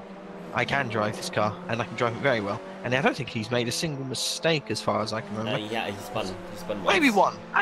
What's a spin? Yeah, what's a spin in this this race? Obviously, and then he spun, and the next it spun, and the next it spun again, Yeah, and then what's he a spin in this race? It's only one spin. That's like a net zero incident. Yeah, from what we have seen from most of the drivers, yes. Especially what you said about Echo, for example. Guy didn't do any mistakes. Spun twice today. Yeah, Suzuka's tough on these cars. Like I think it is just purely those braking zones that you have to take whilst turning a little bit have really caught people out. As Evan here is Has he got past Covington? Is he under? No, I think he's under pressure. Under pressure. This is well, obviously top 8, but Nick Mito. Yeah. Final chicane. Hutchin and Casio triangle once again, nailing the exit. There we go. Nick Mito is a winner in the Assetto Corsa PEC League. Round Suzuka, round number 7 goes to Monster AMG Racing, to Nick Mito. Exited coming around to get 2nd place. And Keith Camillo, the championship, getting 3rd. But let's have a look at Quintin versus Evan for P number 8. It's going to be tight. Now, Evan, his only chance here is to hold it around the outside. That will give him a better run through. Or maybe he'll go for the switchback. It looks that's what he's going for. He's going for the switchback. This is interesting. This could be enough. Oh, not quite the exit that he needed. He had to get off the throttle. He didn't turn quite enough through the corner. That's unfortunately going to lose mates. But still, 9th is a very good position. That's the line there. The line's already done. Okay. P9 though. And Jeff takes 10th. Echo 11th. Fizzy. I'm guessing that'll be 12th because I don't think 12th position. Yeah. Mr. Uncle 13th. Dazios 14. Iceberg looks like he'll come over the line here now in 15th with David Siska. Disappointingly for him, only 16th. Yeah. He will not be happy with that. Michael Lander, another one that will do disappointing with 17th. Oh, that's it. 17th. Maybe it won't be. Dangerous Gianetta having the fight. Here we go. I think, yeah, Michael Lander's probably going to take that. It's going to be close, but Michael Lander will take that. 17th Micro, 18th for Dangerous. Joker, kind of an anonymous race in the end. Yeah. Didn't really see him after too often. After the spin in 19th, Zeddy and another one. Bernard Vella, shocking. Yeah, he's not had a good one. For someone of his standards, that's unfortunate for him. Box comes along, another one that's you'd expect possibly to have a better race. Berserkmere down there. Cheeky Monkey going to cross the line at some point now. Oh, Ricardo Machero. I can't see Ricardo Machero. Never mind. And then Marvin Sluman went across the line as well. Yes, a lap down, I believe, both of those. Oh, there's Ricardo. Yeah, I believe both of those were a lap down. He's just having fun, maybe. Is he having fun? Just driving slowly into the wall. And Exited seems to be happy with 2nd place. I think he can be, even though he's done twice. I think he can be as well. Yes, I think that's probably why he's happy. Yeah, he's definitely. A couple of times. It's allowed him to, yeah. He kept 2nd. Bringing a silver arrow up in 4th is very nice. Yeah, definitely. After granted, he started 6th, so he actually just had a decent pace, I think. Yeah, so definitely. Just showing himself that he had great pace. Echo, obviously, very disappointing. David Siska, disappointing. And Mike Crowland will be disappointed. I think Fizzy will probably be disappointed, but less so than others. Jeff. Where did Jeff actually finish? I think he finished, didn't he? 10th. In 10th, so he only lost the position from the start after all of his trials and tribulations. Nostra, well, I think he'll be pretty happy finishing in P6. In 6th It after could starting. It could have been Yeah, he just started inside the top 10. He was about a 2nd off the pace of exiting qualifying. So, in the end, I think finishing 6th is pretty decent. Yeah. I suspect he's not too happy that he lost a potential 3rd or certain 4th. Yeah, definitely. But apart from that, you can see the results here. Nick Mito actually got the fastest lap on the final lap of the race, 202.6. That just shows how much confidence he had here today. Yeah, that's impressive. That's very impressive. 202.6. That's 3/10 faster than... No, 2/10 faster than that, because Jeff had a really nice lap as well. Saying here I didn't set a lap. I'm not entirely sure that's true. I was obviously the fastest of everybody. See, my fastest sector 1 and sector 2 times were only 40 seconds off the pace each. I mean, on my screen I finished ahead of you, so you didn't even do oh man, I did like most of a lap. You didn't even do a lap. I don't know. I finished 31st. My timetable says it says 30, so I actually. Laxov finished ahead of everyone who did not attend the race, so that's very weird. Did he? Oh, for me, he was last. We actually have Sansuke as best of the people that didn't attend the race. He's behind me. Anyway. It's just you looking at it, yeah. Some of the people that didn't turn up, unfortunately. Sansuke, Matt, obviously, not turning up for an endurance race is a shame because Matt's usually pretty good at them, I think. Yeah. So, yeah, that's a missed opportunity. Obviously, Laxo. It's always nice. It's always interesting to see what Lacto can do. At any race. In any race, yeah, definitely. So, time for interviews. I mean, it is pretty obvious we want to have Nick Mito in. You know, I don't think he did anything really this race, did he? Apart from win it in dominant style. Yes, absolutely, we have to get him in. I'm not sure why I'm not asking us about. Well, like, we are probably the only league which is not using the commentary box as we should, probably. But anyway, we're going to do it the old-fashioned way. Ask the coordinator if we can move the people, and then we're just going to do it. If I can. Loads of people have run away. They've all run away from the commentary box. There's normally loads of people left in the chat, but they've all gone. Come on, there we go. Second attempt, lucky. Hello, Mr. Nick Mito. Hello. We were mighty impressive with you here today. It seemed like at the start of the race, no one wanted the race lead by spinning stuff like that. Was the track grip low or something? Yeah, I don't know what was going on there. It was like in the first sector, the curbs, I had no problems there in practice, but yeah, in the race they were for some reason a little bit slippery, so yeah, got caught out there. But yeah, after that it was okay, I think. Yeah, well, I was majorly okay, I guess. I'm not quite sure when you got back into the lead. I think it was after exited spun, and after you kept the gap to Keith, did you really think like you could keep it together also after the pit stop? Yeah, I was pretty confident, to be honest. Like, I like Suzuka, and it was actually the first time this season where I was confident on the whole track. Like, I knew I could push. That wasn't the case so far because, yeah, every circuit I had like 1 or 2 corners where I was like, yeah, maybe a bit too cautious, or then I was a bit too aggressive and spun. So yeah, but it was really nice and enjoyed it to drive today. And yeah, at the end it was, I didn't really mind the gap behind me. I just focused on my lap times and yeah, tried to keep it on the black stuff. I mean, that's your first victory in the league, is that true? Yeah, that's true. Yeah, we thought so. We knew you didn't win a race before this season, so, and we were pretty sure you didn't win a race this season either, because obviously, you know, that's quite obvious. So I just got confirmation that from Nostra that you with the new standings that you are now 4th in the championship. That sounds pretty good. Yeah, that sounds good indeed.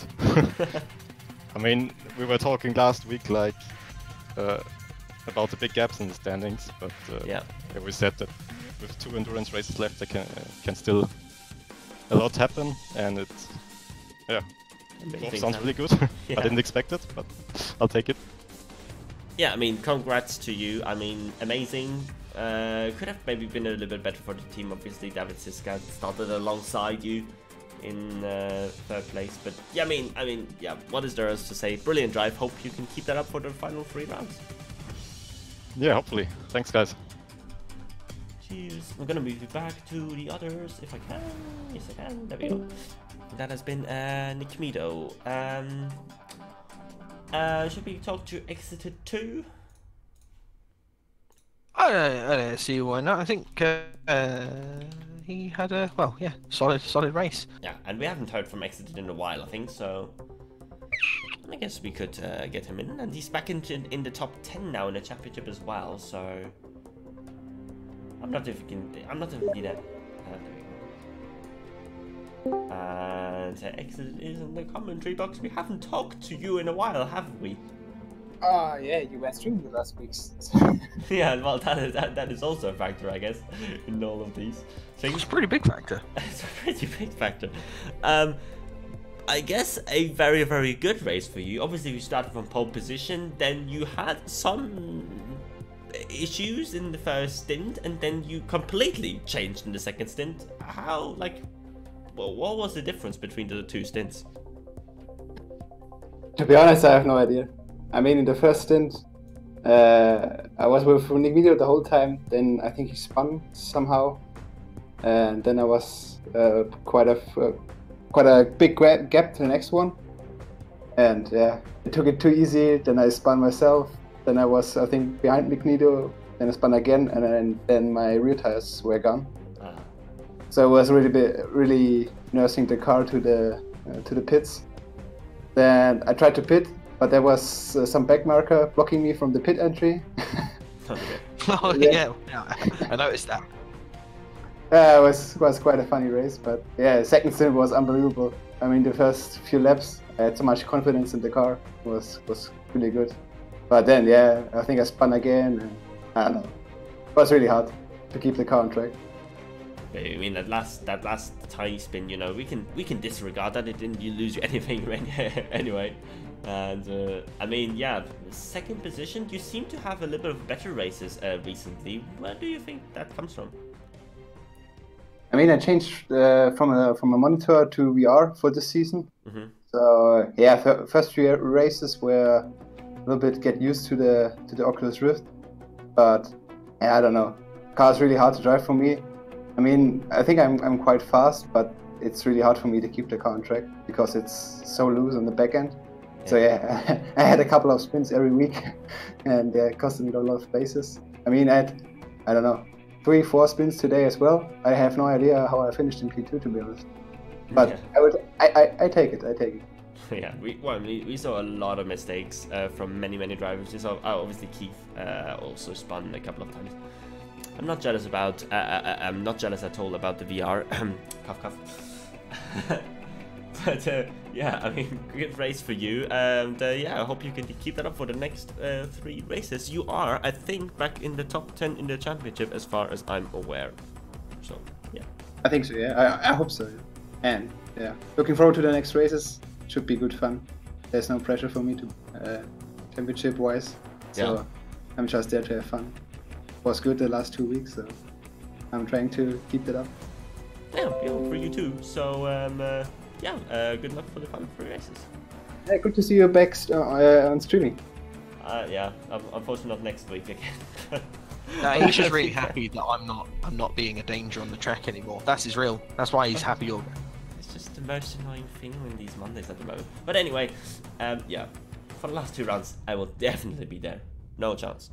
No chance everything's gonna get me from it. So yeah, see you soon. Okay, see you soon. Bye bye. Love you, bye. It's like ending a phone call. Don't know why I did that, but I did. Yeah, that's like saying that's the only reason he doesn't want me on there. That's the reason why he's happy you're back. Yeah. I don't have to race. So He's scared. Now Evan is waiting. Evan is waiting, but I mean. He's talking to Evan. Yeah, actually, bring him in. Evan had a good race. Yeah, Evan had a good race. Okay, let's get Evan in, even though Keith would have been another option. But you know, Evan had a good race, so let's get Evan in. Evan's the only one that wants to wait in the box anyway, so he gets it just purely by doing it properly. Hey, good race, I guess. Do you remember where you started? I forgot, to be honest. 20th. 20th, aye. Wow. And then, like, what happened with all the other guys? Why did so many people spin? Why did you not spin? Aye, so a lot of people spun at turn 1. Getting the braking before the corner is getting the technique right is pretty difficult. So I just stayed out of trouble. I made a couple of overtakes, but if anybody was behind me going into turn 1, then I was kind of holding them up because I wanted to make sure I didn't spin. So just by no making any big mistakes, Zen B ended up getting me 9th, although I lost 8th on 130R on the last lap. Yeah, so a bit disappointed about that. So. We saw you pitting a little bit earlier than Matthew Clip, I think it was, when you were in a battle with him. Then you undercut him, and then you were suddenly, like, both of you were quite behind the other guys. Why was it, like, we saw, like, some discrepancy between some cars pitting times and stuff like that. Do you, like, have any idea why that happened? Not really. I mean, the top 6 were, like,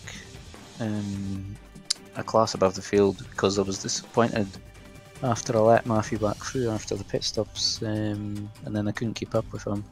So maybe you could have 7th, but no, no idea on that one. But 9th is a decent result considering the last couple of races have been getting involved in crashes happening in front of me, which has been unfortunate, but good result for once.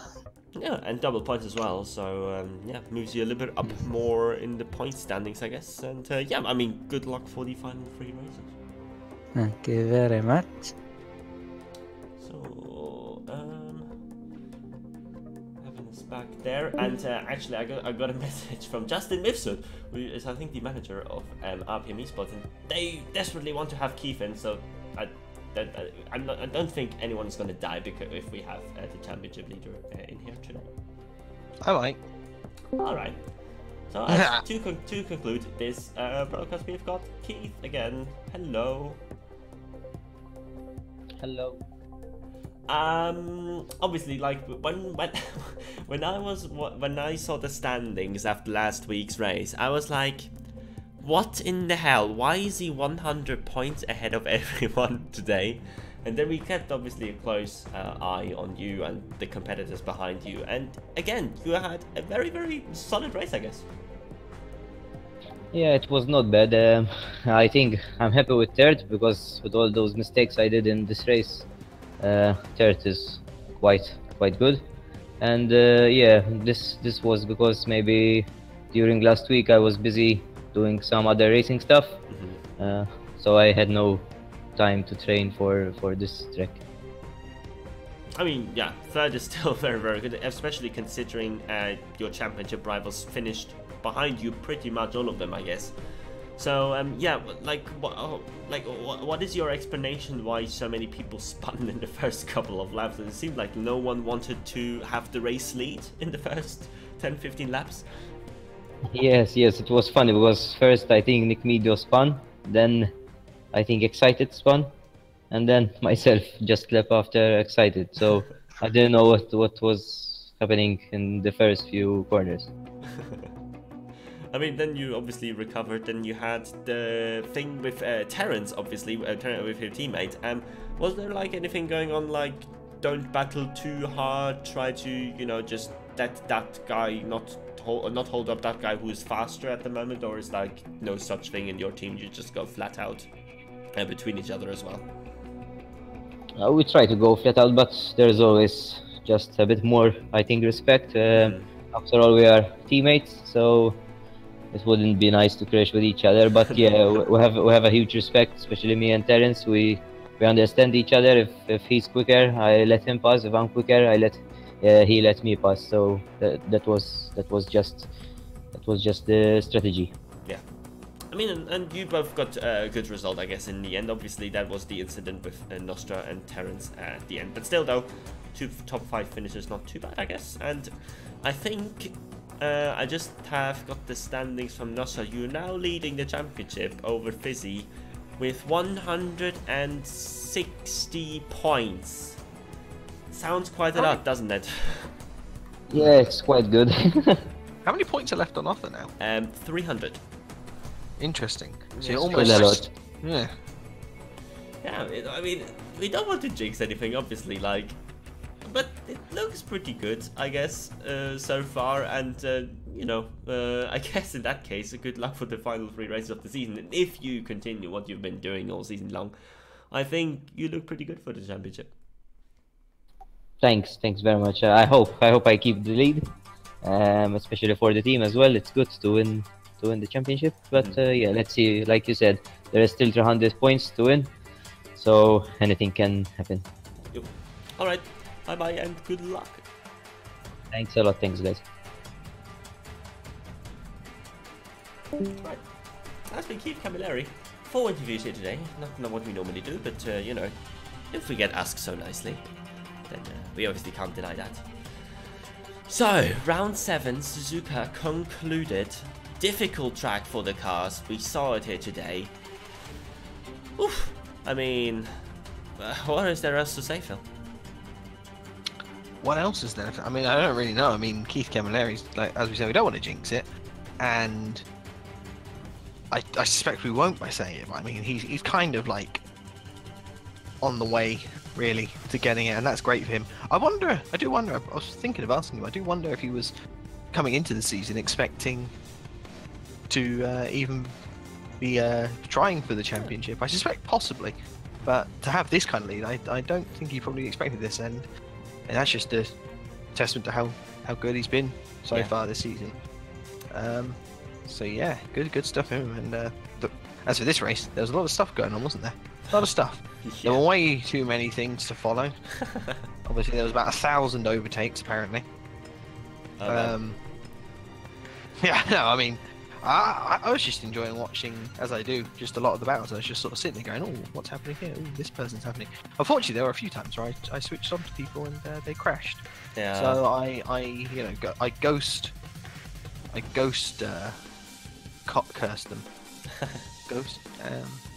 Yeah, no, I had a good time watching. Especially, I think it was Mr. Alcon and Mike Colander for like a whole lap, just basically doing side by side. That was fun. Yep. Yeah. All right. Well, that's that then. Yeah. With that, by the way, a quick stat. This is the 7th different team this season. So basically, half of the teams have all won a race this season. With Monster AMG Racing, it was, I think, Suomi who won the first 2, or actually 3 in the end. Suzuka getting 2, Season 1 Omega, GT Omega RPM Esports getting 3 as well. Clean Racing Group 1, not Stark Industries, Neon Racing 1, and PCDC Motorsport 2 actually. Tom Bridle and Echo. So and now it's Nick Miller's turn. So I'm gonna conclude the thing on that stat. Thanks again, Phil, for joining me here today. Thank you for being here, so I could do the talking instead of the racing and embarrassing myself. Well, you can try it actually, I did that in week. the commentary anyway. It doesn't work. You can try the race again next week if you want to, because unfortunately I won't be here next week again for definitely the final time. I will be back for the final 2 rounds. And the track, I won't jinx the track. There are good tracks, I have to say. All the 3 tracks which are coming up now are still great tracks. And yeah, we will see how this championship concludes. Can Keith Camilleri hold on to this huge lead, and who's going to finish in the spots behind him? That's been it for the stream here today. Thanks everyone for watching, and thanks for the drivers for putting on such a great show. And we will see you in 2 weeks' time for round number 9.